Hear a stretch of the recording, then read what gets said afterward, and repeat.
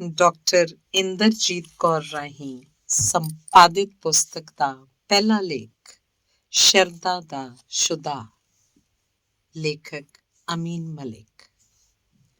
ਸ਼ਰਧਾ ਇੱਕ ਨਿੱਕਾ ਜਿਹਾ ਸ਼ਬਦ ਹੈ ਜਿਸ ਨੂੰ ਉਰਦੂ ਅਰਬੀ ਵਿੱਚ ਅਕੀਦਤ ਆਖਿਆ ਜਾਂਦਾ ਹੈ। ਮੋਟੇ ਲਫ਼ਜ਼ਾਂ 'ਚ ਇਹਦਾ ਪ੍ਰਗਟਾਵਾ ਇੰਜ ਕਰਾਂਗੇ ਕਿ ਧਰਮ ਬਾਰੇ ਇਨਸਾਨੀ ਸੋਚ, ਯਕੀਨ, ਭਰੋਸਾ ਤੇ ਮਾਨਤਾ ਨੂੰ ਸ਼ਰਧਾ ਆਖਿਆ ਜਾਂਦਾ ਹੈ। ਇਹ ਸ਼ਰਧਾ ਇਨਸਾਨ ਨੂੰ ਰਾਹ ਵੀ ਦੱਸਦੀ ਹੈ ਤੇ ਡਾਹ ਵੀ ਲਾਉਂਦੀ ਹੈ। ਇਹ ਉਸਾਰੂ ਵੀ ਹੈ ਤੇ ਮਾਰੂ ਵੀ। ਇਹ ਦੋ ਧਾਰੀ ਤਲਵਾਰ ਹੈ ਜੋ ਹਿਫਾਜ਼ਤ ਵੀ ਕਰਦੀ ਹੈ ਪਰ ਪੁੱਠੀ ਵਰਤਣ ਨਾਲ ਆਪਣਾ ਗਲ ਵੀ ਕੱਟ ਦਿੰਦੀ ਹੈ। ਕੋਈ ਰੱਬ ਦਾ ਬੰਦਾ ਟੱਕਰ ਜਾਏ ਤਾਂ ਉਸਦੀ ਸ਼ਰਧਾ ਇੱਕ ਸ਼ੁਦਾ ਦਾ ਰੂਪ ਧਾਰ ਲਵੇ ਤਾਂ ਇਹ ਐਟਮ ਬੰਬ ਨਾਲੋਂ ਵੀ ਬਹੁਤਾ ਉਜਾੜਾ ਕਰਦੀ ਹੈ। ਸ਼ੁਦਾ ਵਰਗੀ ਕੁੱਦੀ ਹੋਈ ਸ਼ਰਧਾ ਇੰਝ ਹੀ ਹੈ ਜਿਵੇਂ ਕਿਸੇ ਬਘਿਆੜ ਨੂੰ ਭੇਡਾਂ ਦੇ ਵਾੜੇ 'ਚ ਛੱਡ ਦੇਈਏ।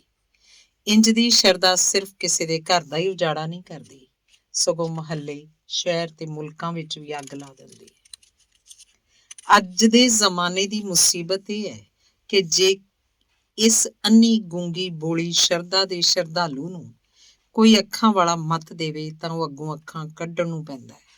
ਸਮਝੋ ਕਿ ਇਸ ਝੂਠੇ ਸਮਾਜ ਤੇ ਮੁਆਸ਼ਰੇ ਵਿੱਚ ਸੱਚੇ ਦੀ ਜ਼ਿੰਦਗੀ ਨਰਕ ਬਣ ਜਾਂਦੀ ਹੈ। ਉਸ ਉੱਤੇ ਕੁਫਰ ਦੇ ਫਤਵੇ ਲਾ ਕੇ ਥਾਂ ਥਾਂ ਮਿੱਟੀ ਪਲੀਤ ਕੀਤੀ ਜਾਂਦੀ ਹੈ ਤੇ ਹੁੱਕਾ ਪਾਣੀ ਬੰਦ ਕਰ ਦਿੱਤਾ ਜਾਂਦਾ ਹੈ। ਗਏ ਵੇਲੇ ਜਾਂ ਤੀਤ ਉੱਪਰ ਝਾਤੀ ਮਾਰੋ ਤਾਂ ਮੇਰੀ ਇਸ ਸੱਚਾਈ ਦੀ ਤਸਦੀਕ ਇੰਝ ਹੁੰਦੀ ਏ ਕਿ ਕੀ ਕਸੂਰ ਸੀ ਬਾਬੇ ਨਾਨਕ ਦਾ, ਜਿਸ ਦੀ ਦੁਨੀਆ ਵੈਰੀ ਹੋ ਗਈ ਤੇ ਪੈਰ ਪੈਰ ਉੱਤੇ ਵੱਟੇ ਵੱਜੇ। ਕਿਹੜੀ ਬੁਰੀ ਮੱਤ ਦਿੰਦੇ ਸਨ ਹਜ਼ਰਤ ਮੁਹੰਮਦ ਸਾਹਿਬ ਕਿ ਉਹਨਾਂ ਦੇ ਦੰਦ ਤੋੜੇ ਗਏ ਤੇ ਸਿਰ 'ਚ ਕੂੜਾ ਸੁੱਟਿਆ, ਕਿਉਂਕਿ ਉਹਨਾਂ ਨੇ ਜੰਮਦੀਆਂ ਧੀਆਂ ਨੂੰ ਕਤਲ ਕਰਨ ਤੋਂ ਡੱਕਿਆ ਤੇ ਪੱਥਰਾਂ ਤੋਂ ਪੁੱਤਰ ਮੰਗਣ ਵਾਲਿਆਂ ਨੂੰ ਇੱਕ ਰੱਬ ਵਾਲੇ ਪਾਸੇ ਦਾ ਰਾਹ ਦੱਸਿਆ ਸੀ। ਜ਼ਰਾ ਗੌਰ ਕਰਕੇ ਨੀਝ ਲਾਈਏ ਤਾਂ ਅੰਨੀ ਬੋਲੀ ਸ਼ਰਧਾ ਹੀ ਉਹਨਾਂ ਨੂੰ ਕਬੂਲ ਨਹੀਂ ਸੀ ਕਰਦੀ। ਉਹ ਲੋਕਾਂ ਨੂੰ ਮੱਤ ਦਿੰਦੇ ਪਰ ਪੁੱਠੀ ਸ਼ਰਧਾ ਅੱਗੋਂ ਲੱਤ ਮਾਰਦੀ। ਕੀ ਕਿਆਮਤ ਹੈ ਕਿ ਜੇ ਕੋਈ ਬੰਦਾ ਮੱਝ ਗਾਂ ਖਰੀਦਣ ਜਾਂਦਾ ਹੈ ਤਾਂ ਕਈ ਸਿਆਣੇ ਸਲਾਹ ਮਸ਼ਵਰੇ ਲਈ ਨਾਲ ਲਿਜਾਂਦਾ ਹੈ। ਫਿਰ ਡੰਗਰ ਨੂੰ ਟੋਰ ਫੇਰ ਕੇ, ਵੇਖ ਚਾਖ ਕੇ, ਠੋਕ ਵਜਾ ਕੇ ਤੇ ਸੋਚ ਵਿਚਾਰ ਕੇ ਲੈਂਦਾ ਹੈ। ਪਰ ਇਹਦੇ ਉਲਟ ਕਿਸੇ ਅਖੌਤੀ ਪੀਰ ਫਕੀਰ, ਗੁਰੂ, ਮੁੱਲਾ, ਭਾਈ ਜਾਂ ਬਾਬੇ ਦੀ ਸ਼ਰਧਾ ਦੇ ਬੂਹੇ ਦੀ ਚੂਥੀ ਵਿੱਚ ਹੱਥ ਦੇਣ ਲੱਗਿਆ ਅਕਲ ਦੇ ਬੂਹੇ ਬੰਦ, ਮੱਤ ਨੂੰ ਅੱਗ ਤੇ ਦਿਮਾਗ ਨੂੰ ਜੰਦਰੇ ਮਾਰ ਦਿੱਤੇ ਜਾਂਦੇ ਹਨ। ਉੱਤੋਂ ਪੀਰ ਸਾਹਿਬ ਦਾ ਵੀ ਹੁਕਮ ਹੁੰਦਾ ਹੈ ਕਿ ਧਰਮ ਜਾਂ ਮਜ਼ਹਬ ਦਾ ਅਕਲ ਜਾਂ ਮੱਤ ਨਾਲ ਕੋਈ ਵਾਸਤਾ ਨਹੀਂ। ਧਰਮ ਆਖਦਾ ਹੈ ਮੇਰੇ ਉੱਤੇ ਇਤਬਾਰ ਕਰਨ ਲੱਗਿਆ ਅਕਲ ਘਰ ਛੱਡ ਆਓ, ਕਿਉਂਕਿ ਤਫਤੀਸ਼ ਤਸਦੀਕ ਕਰਨ ਲੱਗਿਆ ਪੀਰਾਂ ਬਾਬਿਆਂ ਦੀਆਂ ਚਲਾਕੀਆਂ ਫੜੀਆਂ ਜਾਂਦੀਆਂ ਹਨ। ਇਸ ਕਰਕੇ ਉਹਨਾਂ ਦਾ ਹੁਕਮ ਹੈ ਕਿ ਮਜ਼ਹਬ ਉੱਤੇ ਗੌਰ ਕਰਨ ਵਾਲਾ ਕਾਫਰ ਹੋ ਜਾਂਦਾ ਹੈ। ਬਸ ਇਹੀ ਸਮਝੋ ਕਿ ਜਿਸ ਨੇ ਲਾਈ ਗੱਲੀ ਉਸੇ ਨਾਲ ਉੱਠ ਚੱਲੀ। ਕੈਸੀ ਅਜੀਬ ਗੱਲ ਹੈ ਕਿ ਅਕਲ ਵਰਤਣਾ ਮਨਾ ਹੈ। ਇਹਦਾ ਮਤਲਬ ਹੈ ਸਵਰਗ ਵਿੱਚ ਜਾਣ ਲਈ ਬੇਅਕਲ ਤੇ ਸ਼ੁਦਾਈ ਹੋਣਾ ਜ਼ਰੂਰੀ ਹੈ। ਅੰਨੇ, ਬੋਲੇ, ਗੂੰਗੇ ਸ਼ਰਧਾ ਵਾਲੇ ਨੂੰ ਕੋਈ ਲੋੜ ਨਹੀਂ ਰਹਿੰਦੀ ਕਿ ਮੱਝ ਗਾਂ ਖਰੀਦਣ ਵਾਂਗ ਕਿਸੇ ਪੀਰ ਬਾਬੇ ਜਾਂ ਮੁੱਲਾ ਭਾਈ ਦੇ ਚਾਲੇ ਵੀ ਠੋਕ ਵਜਾ ਕੇ ਵੇਖ ਲਵੇ। ਮੂਰਖ ਸ਼ਰਧਾਲੂ ਨੇ ਕਦੇ ਨਹੀਂ ਸੋਚਿਆ ਕਿ ਅੱਲਾ ਵਾਲੇ ਤਾਂ ਬਾਬੇ ਨਾਨਕ, ਮਹਾਤਮਾ ਬੁੱਧ ਤੇ ਹਜ਼ਰਤ ਮੁਹੰਮਦ ਜਿਹੀ ਜ਼ਿੰਦਗੀ ਬਸਰ ਕਰਦੇ ਸਨ। ਪਰ ਮੇਰਾ ਪੀਰ ਕਾਰਾਂ, ਕੋਠੀਆਂ ਤੇ ਮਹਿਲ ਮਾੜੀਆਂ 'ਚ ਕਿਉਂ ਰਹਿੰਦਾ ਹੈ? ਅੱਜ ਨਾ ਬਾਬਾ ਨਾਨਕ ਜੀ ਜਿਹੇ ਪੀਰ ਤੇ ਨਾ ਭਾਈ ਮਰਦਾਨੇ ਜਿਹੇ ਸ਼ਰਧਾਲੂ ਰਹੇ। ਜਾਂ ਹੋ ਸਕਦਾ ਹੈ ਅੱਜ ਦਾ ਸ਼ਰਧਾਲੂ ਵੀ ਆਪਣਾ ਹੀ ਉੱਲੂ ਸਿੱਧਾ ਕਰ ਰਿਹਾ ਹੋਵੇ, ਜਿਵੇਂ ਗੁਰੂ ਤੇ ਚੇਲਾ ਨਾਨਕਾ ਖੇਡਣ ਦਾ ਉਦਾਈ। ਕੋਈ ਜ਼ਮਾਨਾ ਸੀ ਜਦ ਕਿ ਇਸ ਅੰਨੀ ਸ਼ਰਧਾ ਦੇ ਪਾਏ ਹੋਏ ਪੁਆੜੇ ਨਿੱਕੇ ਨਿੱਕੇ ਹੁੰਦੇ ਸਨ। ਇਹ ਧਰਮ ਦੇ ਮਾਮੇ ਤੇ ਠੇਕੇਦਾਰ ਆਪਣੇ ਕਲਾ ਤੇ ਫਨ ਦੀ ਬੀਨ ਐਸੀ ਸੁਰੀਲੀ ਵਜਾਉਂਦੇ ਨੇ ਕਿ ਸਿਰ ਫਿਰਿਆ ਸ਼ਰਧਾਲੂ ਸਿਰ ਮਾਰਨ ਲੱਗ ਪੈਂਦਾ ਹੈ। ਫਿਰ ਕਾਰੀਗਰ, ਪੀਰ, ਸਾਧੂ ਸੰਤ ਉਹਦੀ ਮੱਤ ਮਾਰ ਕੇ ਉਹਦੀਆਂ ਸੋਚਾਂ ਉੱਤੇ ਕਬਜ਼ਾ ਕਰ ਲੈਂਦਾ ਹੈ। ਅੱਜ ਇਸ ਖੇਡ ਨੂੰ ਬ੍ਰੇਨ ਵਾਸ਼ ਦਾ ਨਾਂ ਦਿੱਤਾ ਗਿਆ ਹੈ। ਕਿਸੇ ਜ਼ਮਾਨੇ ਵਿੱਚ ਇਹ ਤਮਾਸ਼ਾ ਛੋਟੇ ਪੱਧਰ ਤੇ ਕੀਤਾ ਜਾਂਦਾ ਸੀ, ਪਰ ਅੱਜ ਇਸ ਖੇਡ ਦਾ ਖਿਲਾਰ ਘਰਾਂ ਚੋਂ ਨਿਕਲ ਕੇ ਸ਼ਹਿਰਾਂ ਤੇ ਮੁਲਕਾਂ 'ਚ ਫੈਲ ਗਿਆ ਹੈ। ਉਸ ਜ਼ਮਾਨੇ 'ਚ ਪੀਰ ਬਾਬੇ ਸਿਰਫ ਆਪਣੀ ਰੋਟੀ ਟੁੱਕ ਜਾਂ ਕੜਾਹ ਪਾਣੀ ਮੱਠਣ ਤੱਕ ਹੀ ਰਹਿੰਦੇ ਸੀ।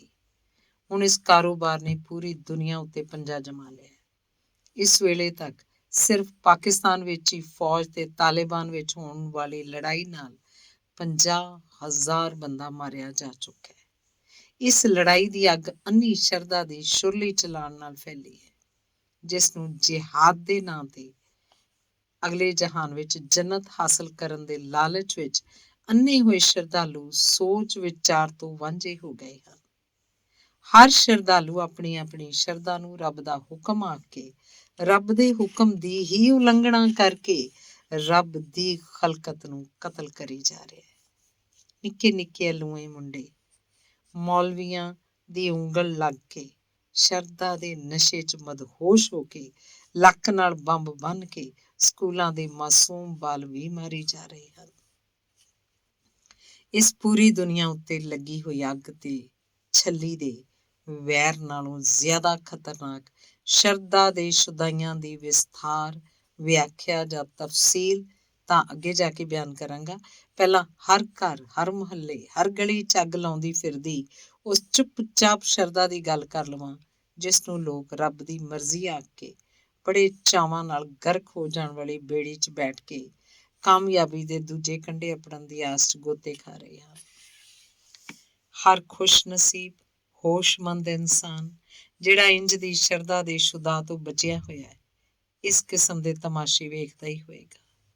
ਪਰ ਮੈਂ 2-4 ਖੇਡਾਂ ਹੀ ਪੇਸ਼ ਕਰ ਰਿਹਾ ਤਾਂ ਜੋ ਇਸ ਪਾਗਲਖਾਨੇ ਵਿੱਚ ਖੁਸ਼ ਹੋ ਕੇ ਬੜੇ ਇਨਸਾਨਾਂ ਵਿੱਚੋਂ ਸ਼ਾਇਦ ਕੋਈ ਸਬਕ ਸਿੱਖ ਲਵੇ। ਆਖਦੇ ਨੇ ਬਰਤਾਨੀਆ ਦੁਨੀਆ ਦਾ ਬੜਾ ਹੀ ਤਰੱਕੀ ਯਾਫਤਾ ਤੇ ਬੜੀਆਂ ਉੱਚੀਆਂ ਸੁੱਚੀਆਂ ਸੱਭਿਆਚਾਰਕ ਕਦਰਾਂ ਦਾ ਮਾਲਕ ਤੇ ਤਹਿਜ਼ੀਬ ਪੱਖੋਂ ਬੜਾ ਹੀ ਅੱਗੇ ਵੱਧ ਚੁੱਕਾ ਹੈ। ਇਸ ਹਕੀਕਤ ਤੋਂ ਮੈਂ ਵੀ ਇਨਕਾਰ ਨਹੀਂ ਕਰਦਾ, ਪਰ ਇੱਕ ਕਹਾਵਤ ਹੈ ਕਿ ਜਿਹੜਾ ਇੱਥੇ ਭੈੜਾ ਉਹ ਲਾਹੌਰ ਵੀ ਭੈੜਾ। ਚੱਕੀ ਚੱਟਣ ਵਾਲੀ ਕੁੱਤੀ ਨੂੰ ਲੰਦਨ ਵਾੜ ਕੇ ਨੂਡਲ ਪੀਜ਼ਾ ਪਾਓਗੇ ਤਾਂ ਵੀ ਉਹ ਛੱਡ ਕੇ ਚੱਕੀ ਦੇ ਗੰਢ ਦਾ ਪਰੋਲਾ ਹੀ ਲੱਭਦੀ ਫਿਰੇਗੀ। ਇਸ ਸੱਚਾਈ ਦਾ ਸ਼ੀਸ਼ਾ ਮੈਂ ਇੰਝ ਵਿਖਾ ਦਿਆਂ ਕਿ ਮੱਕਾ ਸ਼ਰੀਫ ਵਿੱਚ ਰੱਬ ਦੇ ਘਰ ਦੁਆਲੇ ਚੱਕਰ ਕੱਟਣ ਵਾਲਿਆਂ 'ਚ ਮੈਂ ਜੇਬ ਕਤਰੇ ਵੀ ਫੜੇ ਜਾਂਦੇ ਵੇਖੇ। ਇਹ ਫੜੇ ਜਾਣ ਵਾਲੇ ਖੈਰ ਨਾਲ ਮੁਸਲਮਾਨ ਹੀ ਸਨ। ਦੱਸਣਾ ਇਹ ਚਾਹਿਆ ਕਿ ਭੈੜੇ ਰੱਬ ਦੇ ਘਰ ਆ ਕੇ ਵੀ ਭੈੜੇ ਹੀ ਰਹੇ। ਇਹਨਾਂ ਦੀ ਸ਼ਰਧਾ ਸਿਰਫ ਧਨ ਦੌਲਤ ਸੀ। ਧਰਮ ਦੀ ਸ਼ਰਧਾ ਨਾਲ ਕੋਈ ਵਾਸਤਾ ਨਹੀਂ। ਮੇਰਾ ਵਿਸ਼ਾ ਮਜ਼ਹਬੀ ਸ਼ਰਧਾ ਦੇ ਸ਼ੁਦਾ ਦੀ ਮਿਰਗੀ ਪਏ ਲੋਕ ਹਨ। ਫਿਰ ਹੱਥ ਜੋੜ ਕੇ ਅਸਮਾਨ ਵੱਲ ਵੇਖਦੇ ਕਹਿਣ ਲੱਗਾ, ਭਾਜੀ ਕੁਝ ਰੱਬ ਦੇ ਨਾਮ ਦਾ ਦਿੱਤਾ ਹੀ ਕੰਮ ਆ ਗਿਆ ਜੀ। ਮੈਂ ਕਿਹਾ ਬਿਲਕੁਲ ਰਿਆਜ਼, ਤੂੰ ਸੱਚ ਆਖਿਆ। ਮੇਰੇ ਖਿਆਲ 'ਚ ਤੂੰ ਹੱਥੋਂ ਤੇ ਕੁਝ ਨਹੀਂ ਦਿੱਤਾ, ਪਰ ਮੂੰਹ ਨਾਲ ਦਾਰੂ ਪੀ ਕੇ ਬੀਵੀ ਨੂੰ ਰੱਬ ਵਾਸਤੇ ਬੜੀਆਂ ਗਾਲਾਂ ਦਿੱਤੀਆਂ ਨੇ। ਰਿਆਜ਼ ਫੇਰ ਬੋਲਿਆ, ਅਮੀਨ ਸਾਹਿਬ, ਮੇਰੇ ਬਾਲ ਬੱਚੇ ਤਾਂ ਪਾਕਿਸਤਾਨ ਗਏ ਹੋਏ ਨੇ, ਪਰ ਮੈਂ ਛੇਤੀ ਨਾਲ ਸ਼ੁਕਰਾਨੇ ਵਜੋਂ ਇੱਕ ਆਂਡਾ ਸੜਕ ਦੇ ਚੌਂਕ 'ਚ ਤੋੜ ਆਇਆ। ਹੁਣ ਤੁਹਾਨੂੰ ਪੁੱਛਣ ਆਇਆ, ਇੱਕ ਕਾਲਾ ਕੁੱਕੜ ਛੁਰੀ ਫੇਰ ਕੇ ਕਿਸੇ ਚੌਂਕ 'ਚ ਨਾ ਸੁੱਟ ਆਵਾਂ। ਮੈਨੂੰ ਪਤਾ ਲੱਗ ਗਿਆ ਕਿ ਇਸ ਵੇਲੇ ਅੰਨੀ ਸ਼ਰਧਾ ਦਾ ਸ਼ੁਦਾ ਪੂਰੇ ਜੋਬਨ ਉੱਤੇ ਹੈ। ਮੈਂ ਹਾਸੇ ਨੂੰ ਸੰਜੀਦਗੀ ਦੀ ਮੁੱਠ 'ਚ ਘੁੱਟ ਕੇ ਸੋਚਿਆ ਕਿ ਰਿਆਜ਼ ਸਾਹਿਬ ਇੱਕ ਚੌਂਕ ਨੂੰ ਸਵੇਰੇ ਆਂਡੇ ਦਾ ਨਾਸ਼ਤਾ ਤੇ ਕਰਵਾ ਆਏ ਨੇ ਤੇ ਹੁਣ ਕਿਸੇ ਚੌਂਕ ਨੂੰ ਰਾਤ ਦਾ ਡਿਨਰ ਦੇਣ ਲੱਗੇ ਨੇ। ਮੈਂ ਕਿਹਾ, ਰਿਆਜ਼ ਸਾਹਿਬ, ਤੁਸਾਂ ਆਪਣੀ ਜਾਨ ਤੋਂ ਆਂਡਾ ਕੁਰਬਾਨ ਕਰ ਦਿੱਤਾ ਹੈ, ਇਸ ਤੋਂ ਵੱਧ ਕੀ ਕਰਨਾ ਹੈ? ਉਹ ਆਖਣ ਲੱਗਾ, ਨਹੀਂ ਨਹੀਂ ਭਾਜੀ, ਇੱਕ ਕੁੱਕੜ ਦੀ ਕੁਰਬਾਨੀ ਜ਼ਰੂਰੀ ਹੈ। ਮੈਂ ਤਾਂ ਆਂਡਾ ਹਰਾਮ ਕਰਨ ਤੇ ਹੀ ਅਫਸੋਸ ਕਰ ਰਿਹਾ ਸਾਂ, ਹੁਣ ਕੁੱਕੜ ਦੀ ਬਰਬਾਦੀ ਬਰਦਾਸ਼ਤ ਨਹੀਂ ਸੀ ਹੋ ਰਹੀ। ਮੈਂ ਆਖਿਆ, ਰਿਆਜ਼, ਰੱਬ ਨੇ ਤੇਰੀ ਜਾਨ ਬਖਸ਼ ਦਿੱਤੀ ਏ ਤੇ ਕੁੱਕੜ ਦੀ ਜਾਨ ਕਿਉਂ ਗਵਾਉਣ ਲੱਗਾ? ਨਾਲੇ ਇਸ ਮੁਲਕ ਵਿੱਚ ਤਾਂ ਸੜਕ ਉੱਤੇ ਨੱਕ ਵੀ ਸੁਣਕਦੀ ਏ ਤਾਂ ਪੁਲਿਸ ਫੜ ਲੈਂਦੀ ਏ, ਤੇ ਤੂੰ ਕੁੱਕੜ ਸੁੱਟ ਕੇ ਸਿੱਧਾ ਜੇਲ੍ਹ 'ਚ ਜਾਣ ਵਾਲੀ ਗੱਲ ਨਾ ਕਰੀ। ਨਾਲੇ ਅੱਜ ਕੱਲ੍ਹ ਮੁਸਲਮਾਨਾਂ ਉੱਤੇ ਉਂਝ ਹੀ ਕਹਿਰ ਵਰਤਿਆ ਪਿਆ ਤੇ ਕੁੱਕੜ ਦਾ ਲਹੂ ਵੇਖ ਕੇ ਪੁਲਿਸ ਨੇ ਆਖਣਾ ਹੈ ਕਿ ਤੂੰ ਦਹਿਸ਼ਤਗਰਦ ਏ ਤੇ ਕੁੱਕੜ ਤੋਂ ਬੰਦੇ ਮਾਰਨ ਦੀ ਜਾਚ ਸਿੱਖ ਰਿਹਾ। ਅੰਦਰੋਂ ਮੇਰਾ ਜੀਅ ਕਰਦਾ ਸੀ ਕਿ ਜਿਉਂਦਾ ਕੁੱਕੜ ਮੈਨੂੰ ਲੱਭ ਜਾਏ ਤੇ ਰਾਤ ਦੀ ਹਾਂਡੀ ਬਣ ਜਾਏ, ਪਰ ਸ਼੍ਰੀਮਤੀ ਜਨਾਬਾ ਸ਼ਰਧਾ ਦਾ ਹੁਕਮ ਸੀ ਕਿ ਰਿਆਜ਼ ਆਪਣੇ ਹੱਥ ਨਾਲ ਛੁਰੀ ਫੇਰ ਕੇ ਚੌਕ 'ਚ ਸੁੱਟੇ। ਰਿਆਜ਼ ਨੇ ਕਿਹਾ, ਅਮੀਨ ਸਾਹਿਬ, ਮੈਂ ਅੱਧੀ ਰਾਤ ਨੂੰ ਵੇਖ ਚਾਖ ਕੇ ਦੂਰੋਂ ਹੀ ਸੁੱਟ ਕੇ ਦੌੜ ਜਾਵਾਂਗਾ। ਇੱਥੇ ਇਹ ਗੱਲ ਗੌਰ ਕਰਨ ਵਾਲੀ ਹੈ ਕਿ ਅੰਨੀ ਸ਼ਰਧਾ ਤੋਂ ਆਂਡੇ ਕੁੱਕੜ ਹਰਾਮ ਕਰਨ ਵਾਲਾ ਰਿਆਜ਼ 40 ਵਰ੍ਹੇ ਪਹਿਲਾਂ ਵਜ਼ੀਰਾਬਾਦ ਤੋਂ ਆਇਆ। ਰਿਆਜ਼ ਅਜੇ ਬੱਚਾ ਹੀ ਸੀ ਤੇ ਕੁਝ ਚਿਰ ਇੱਥੇ ਸਕੂਲ 'ਚ ਵੀ ਪੜ੍ਹਦਾ ਰਿਹਾ। ਪਰ ਉਹੀ ਗੱਲ, ਮੂਰਖ ਨੂੰ ਮੱਤ ਨਸੀਹਤ ਤੇ ਪੱਥਰ ਨੂੰ ਕੀ ਪਾਲਾ। ਕਾਲੇ ਨੂੰ 100 ਰੰਗ ਚੜਾਓ ਫਿਰ ਕਾਲੇ ਦਾ ਕਾਲਾ। ਜਾਂ ਉਰਦੂ ਵਿੱਚ ਸ਼ੇਅਰ ਹੈ, इल्म से जाहिल की जहालत नहीं जाती, लफ्ज़ नादान के उल्टा किया नादान ही रहा। ਮਤਲਬ ਇਹ ਕਿ ਸ਼ਬਦ ਨਾਦਾਨ ਨੂੰ ਉਲਟਾ ਕਰਕੇ ਵੇਖੋ ਤਾਂ ਨਾਦਾਨ ਹੀ ਲਿਖਿਆ ਮਿਲੇਗਾ। ਇਹ ਨਿੱਕੀ ਜੀ ਗੱਲ ਦੱਸ ਕੇ ਮੈਂ ਸ਼ਰਧਾ ਦੇ ਸ਼ੁਦਾ ਦੀ ਪੌੜੀ ਦੇ ਪਹਿਲੇ ਡੰਡੇ ਤੇ ਪੈਰ ਰੱਖਿਆ। ਹੌਲੀ ਹੌਲੀ ਜਦੋਂ ਇਹ ਸ਼ੁਦਾ ਚੁਬਾਰੇ ਚੜਿਆ ਤਾਂ ਪਤਾ ਲੱਗੇਗਾ ਇਹਦੀ ਬਰਬਾਦੀ ਦਾ ਖਲਾਰ ਕਿੱਥੋਂ ਤੀਕ ਜਾਂਦਾ ਹੈ। ਤਾਉਨ, ਹੈਜ਼ਾ, ਗਰਕੀ ਜਿਹੀ ਬਿਮਾਰੀ ਦਾ ਇਲਾਜ ਤਾਂ ਹੋ ਸਕਦਾ ਹੈ, ਪਰ ਇਸ ਤਬਾਹ ਕਰਨ ਵਾਲੇ ਮਰਜ਼ ਦਾ ਹੁਣ ਕੋਈ ਦਾਰੂ ਨਹੀਂ। ਕਈ ਸ਼ੁਦਾ ਤਾਂ ਸਾਨੂੰ ਵਿਰਸੇ 'ਚ ਹੀ ਮਿਲੇ, ਯਾਨੀ ਜੋ ਦਾਦੇ ਪੜਦਾਦੇ ਕਰਦੇ ਆਏ ਉਹੀ ਕਰੀ ਜਾ ਰਹੇ ਹਾਂ। ਰਿਆਜ਼ ਨੂੰ ਆਂਡਾ ਕੁੱਕੜ ਬਰਬਾਦ ਕਰਨ ਵਾਲਾ ਸ਼ੁਦਾ ਉਹਦੀ ਮਾਂ ਕੋਲੋਂ ਮਿਲਿਆ ਸੀ। ਕੁਝ ਸਾਡੇ ਮੁੱਲਾਂ ਮੁਲਾਣੇ, ਪੀਰ ਪੰਡਤਾਂ ਤੇ ਬਾਬਿਆਂ ਨੇ ਆਪਣਾ ਰੋਟੀ ਟੁੱਕ ਸਿੱਧਾ ਕਰਨ ਲਈ ਇਹ ਹੈਜ਼ਾ ਬਖਸ਼ਿਆ। ਇਸ ਤੋਂ ਉੱਤੇ ਜਾਈਏ ਤਾਂ ਸਿਆਸਤ ਨੇ ਇਸ ਸ਼ੁਦਾ ਦਾ ਹਥਿਆਰ ਆਲਮੀ ਪੱਧਰ ਤੇ ਵਰਤਿਆ। ਮਸਲਨ ਮੁੱਲਾ ਮੁਲਾਣਿਆਂ ਨੂੰ ਮਾਲ ਪਾਣੀ ਦੇ ਕੇ ਆਖਿਆ ਕਿ ਧਰਮ ਦੇ ਨਾਂ ਤੇ ਸ਼ੁਦਾਈ ਤਿਆਰ ਕਰੋ, ਜੋ ਤਾਲਿਬਾਨ ਜਾਂ ਲਸ਼ਕਰਾਂ ਦੇ ਨਾਂ ਤੇ ਕਤਲੋ ਗਾਰਤ ਦਾ ਬਾਜ਼ਾਰ ਗਰਮ ਕਰਕੇ ਹਕੂਮਤਾਂ 'ਚ ਹਲਚਲ ਮਚਾ ਕੇ ਸਿਆਸੀ ਫਾਇਦੇ ਹਾਸਲ ਕੀਤੇ ਜਾਣ। ਕਿਸੇ ਨੂੰ ਆਖਿਆ ਗਿਆ ਕਿ ਇੱਥੇ ਸਾਡੇ ਧਰਮ ਨੂੰ ਢਾਹ ਲਾ ਕੇ ਮਸੀਤ ਦੀ ਥਾਂ ਮੰਦਰ ਜਾਂ ਗੁਰਦੁਆਰਾ ਬਣਾਇਆ ਗਿਆ, ਜਿੱਥੇ ਰਹੀਮ ਦੀ ਥਾਂ ਰਾਮ ਦਾ ਨਾਂ ਚਾਲੂ ਕੀਤਾ ਜਾਣਾ। ਸੱਚ ਤਾਂ ਇਹ ਹੈ, ਉਹੀ ਰਾਮ ਤੇ ਉਹੀ ਰਹੀਮ, ਉਹੀ ਅੱਲਾ, ਉਹੀ ਭਗਵਾਨ। ਰੋਟੀ ਛਾਬੇ 'ਚ ਰੱਖੋ ਭਾਵੇਂ ਚਾਂਦੀ ਦੇ ਥਾਲ 'ਚ, ਰੋਟੀ ਰੋਟੀ ਰਹਿੰਦੀ ਹੈ। ਮੇਰੇ ਪੰਜਾਬ ਦੇ ਸ਼ਾਇਰ ਸਾਹਿਰ ਲੁਧਿਆਣਵੀ ਨੂੰ ਕਿਸੇ ਨੇ ਗਿਲਾ ਕਰਦੇ ਹੋਏ ਦੱਸਿਆ ਕਿ ਵੰਡ ਪਿੱਛੋਂ ਲੋਕਾਂ ਨੇ ਮਸਜਿਦ ਦੀ ਥਾਂ ਗੁਰਦੁਆਰਾ ਬਣਾ ਲਿਆ। ਸਾਹਿਰ ਨੇ ਆਖਿਆ ਇਹ ਤਾਂ ਬਹੁਤ ਹੀ ਚੰਗਾ ਹੋਇਆ ਕਿ ਉੱਥੇ ਰੱਬ ਦਾ ਹੀ ਨਾਂ ਲਿਆ ਜਾਂਦਾ, ਕਿਸੇ ਨੇ ਡੰਗਰ ਨਹੀਂ ਬੰਨ੍ਹ ਲਏ। ਲਿਹਾਜ਼ਾ ਸ਼ਰਧਾ ਦੇ ਧਰਮੀ ਸ਼ੁਦਾ ਨੂੰ ਤਲਵਾਰ ਬਣਾ ਕੇ ਸਿਆਸੀ ਮੁਫਾਦ ਤੇ ਮਕਸਦ ਹਾਸਲ ਕਰਨ ਦਾ ਹਥਿਆਰ ਹੈ। ਜਿਵੇਂ ਤਾਲਿਬਾਨ ਆਖਦੇ ਨੇ, ਸਾਡੇ ਸਿਵਾ ਸਭ ਕਾਫਰ ਨੇ, ਲਾਹੀ ਆਓ ਸਭ ਦੇ ਗਾਟੇ। ਕਦੇ ਇਹ ਸ਼ੁਦਾ ਨਿੱਕੇ ਨਿੱਕੇ ਕੋਠਿਆਂ ਤੀਕ ਹੀ ਅਪੜਿਆ ਸੀ, ਪਰ ਹੁਣ ਇਹ ਲੁੱਚਾ ਸਭ ਤੋਂ ਉੱਚਾ ਹੈ। ਅੱਜ ਇਹ ਸ਼ੁਦਾ ਸਾਡੇ ਜੇ ਭੁੱਖੇ ਨੰਗੇ ਮੁਲਕਾਂ ਦੇ ਅਮੀਰਾਂ ਵਜ਼ੀਰਾਂ ਦੇ ਮਹਿਲਾਂ ਚੋਂ ਨਿਕਲ ਕੇ ਵਾਈਟ ਹਾਊਸ ਦਾ ਵੀ ਖਾਸ ਮਹਿਮਾਨ ਬਣ ਬੈਠਾ ਹੈ। ਇਸ ਮਹਿਮਾਨ ਨੇ 11 ਵਰ੍ਹੇ ਈਰਾਨ ਇਰਾਕ ਦੀ ਜੰਗ ਲਵਾਈ ਰੱਖੀ ਸੀ। ਵਾਈਟ ਹਾਊਸ 'ਚ ਮਹਿਮਾਨ ਦੀ ਬੰਦੂਕ ਦਾ ਘੋੜਾ ਦਬਾਇਆ ਜਾਂਦਾ ਹੈ ਕਿ ਫਲਾਣੀ ਥਾਂ ਜਾ ਕੇ ਵੱਜ। ਵੇਖ ਲਓ ਇਸ ਸ਼ਰਧਾ ਦੇ ਸ਼ੁਦਾ ਦੀ ਤਰੱਕੀ ਕਿ ਇੱਕ ਚੌਕ ਚਾਂਡਾ ਭੰਨਣ ਤੋਂ ਲੈ ਕੇ ਵਾਈਟ ਹਾਊਸ ਤੱਕ ਰਾਜ ਕਰਨ ਲੱਗ ਪਿਆ ਹੈ। ਬਸ ਸ਼ੁਦਾਈ ਜਿਉਂਦੇ ਰਹਿਣ, ਜਿਹੜੇ ਭੰਗ ਰੰਗੀ ਸ਼ੁਦਾ ਦੀ ਸ਼ਰਦਾਈ ਹੱਸ ਕੇ ਪੀਂਦੇ ਨੇ ਤੇ ਫਿਰ ਅਕਲਮੰਦਾਂ ਦੀ ਮੌਜ ਹੀ ਮੌਜ ਹੈ। ਮੈਂ ਥੋੜ੍ਹੀ ਜਿਹੀ ਕੋਸ਼ਿਸ਼ ਕਰਦਾ ਤਾਂ ਰਿਆਜ਼ ਦਾ ਕੁੱਕੜ ਮੇਰੀ ਹਾਂਡੀ 'ਚ ਪੱਕ ਸਕਦਾ ਸੀ। ਆਪਣੇ ਨਾਲ ਨਿੱਕੇ ਨਿੱਕੇ 3 ਬੱਚੇ ਲੈ ਕੇ ਇੱਕ ਦਿਨ ਬੜੀ ਦੁਖੀ ਜਿਹੀ ਇੱਕ ਔਰਤ ਮੇਰੇ ਘਰ ਆਣ ਵੜੀ ਤੇ ਆਖਣ ਲੱਗੀ, ਅਮੀਨ ਸਾਹਿਬ ਤੁਸੀਂ ਇਸ ਇਲਾਕੇ 'ਚ ਬੜੇ ਜਾਣੇ ਪਛਾਣੇ ਜਾਂਦੇ ਹੋ, ਸ਼ਾਇਰੀ ਸੁਣਾਉਂਦੇ ਤੇ ਕਿਤਾਬਾਂ ਵੀ ਲਿਖਦੇ ਹੋ, ਮੇਰੇ ਉੱਤੇ ਇੱਕ ਰਹਿਮ ਕਰੋ ਕਿ ਮੇਰੇ ਬੱਚਿਆਂ ਨੂੰ ਭੁੱਖੇ ਮਰਨੋਂ ਬਚਾ ਕੇ ਮੇਰਾ ਘਰ ਬਚਾ ਲਓ। ਗੱਲ ਤਾਂ ਉਸ ਬੀਬੀ ਦੀ ਬੜੀ ਅਨੋਖੀ ਜਿਹੀ ਸੀ, ਕਿਉਂਕਿ ਮੇਰੀ ਸ਼ਾਇਰੀ ਜਾਂ ਕਿਤਾਬਾਂ ਨਾਲ ਉਹਦੇ ਬੱਚਿਆਂ ਦੀ ਭੁੱਖ ਦਾ ਕੀ ਸੰਬੰਧ ਹੈ। ਕਿਤਾਬਾਂ ਲਿਖਣ ਵਾਲੇ ਸ਼ਾਇਰ ਤਾਂ ਆਪ ਭੁੱਖ ਦੇ ਢੇਕੇ ਲੈਂਦੇ ਫਿਰਦੇ ਨੇ। ਪਰ ਉਹਦੀ ਬਿਪਤਾ ਉੱਤੇ ਮੈਨੂੰ ਧਿਆਨ ਦੇਣਾ ਹੀ ਪਿਆ। ਮੈਂ ਕਥਾ ਪੁੱਛੀ ਤੇ ਉਹਨੇ ਦੱਸਿਆ, ਮੇਰਾ ਖਾਵੰਦ ਕੰਮਕਾਰ ਕੋਈ ਨਹੀਂ ਕਰਦਾ ਤੇ ਸਰਕਾਰੀ ਭੱਤੇ ਉੱਤੇ ਹੀ ਸਾਡਾ ਟੁੱਕ ਲੰਘਦਾ ਹੈ। ਪਰ ਥੇ ਹੋ ਜਾਏ ਮੇਰੇ ਇੱਕ ਗੁਆਂਢੀ ਦਾ ਕਿ ਉਸ ਗਰਕੀ ਪੈਣੇ ਨੇ ਰੋਜ਼ੀ ਰੋਟੀ 'ਚ ਵਾਧੇ ਲਈ ਇੱਕ ਪੀਰ ਸਾਹਿਬ ਦੀ ਦੱਸ ਪਾ ਦਿੱਤੀ। ਉਹ ਪੀਰ ਕਮਾਲ ਸ਼ਾਹ ਮਸੀਤੇ ਨਮਾਜ਼ ਜਮੂਆ ਵੀ ਪੜ੍ਹਾਉਂਦਾ ਹੈ ਤੇ ਪੀਰੀ ਮੁਰੀਦੀ ਦੇ ਨਾਲ ਨਾਲ ਤਵੀਤ ਧਾਗੇ ਵੀ ਕਰਦਾ ਹੈ। ਸਾਡੇ ਲੇਖ ਸੜ ਗਏ ਕਿ ਮੇਰਾ ਖਾਵੰਦ ਉਹਦੇ ਅੱਡੇ ਚੜ ਗਿਆ। ਉਹਨੇ ਸਾਡੀ ਰੋਜ਼ੀ 'ਚ ਵਾਧਾ ਤਾਂ ਕੀ ਕਰਨਾ ਸੀ, ਉਲਟਾ ਮੇਰਾ ਖਾਵੰਦ ਚੱਤੇ ਪੈਰ ਮਸੀਤੇ ਵੜਿਆ ਰਹਿੰਦਾ ਹੈ।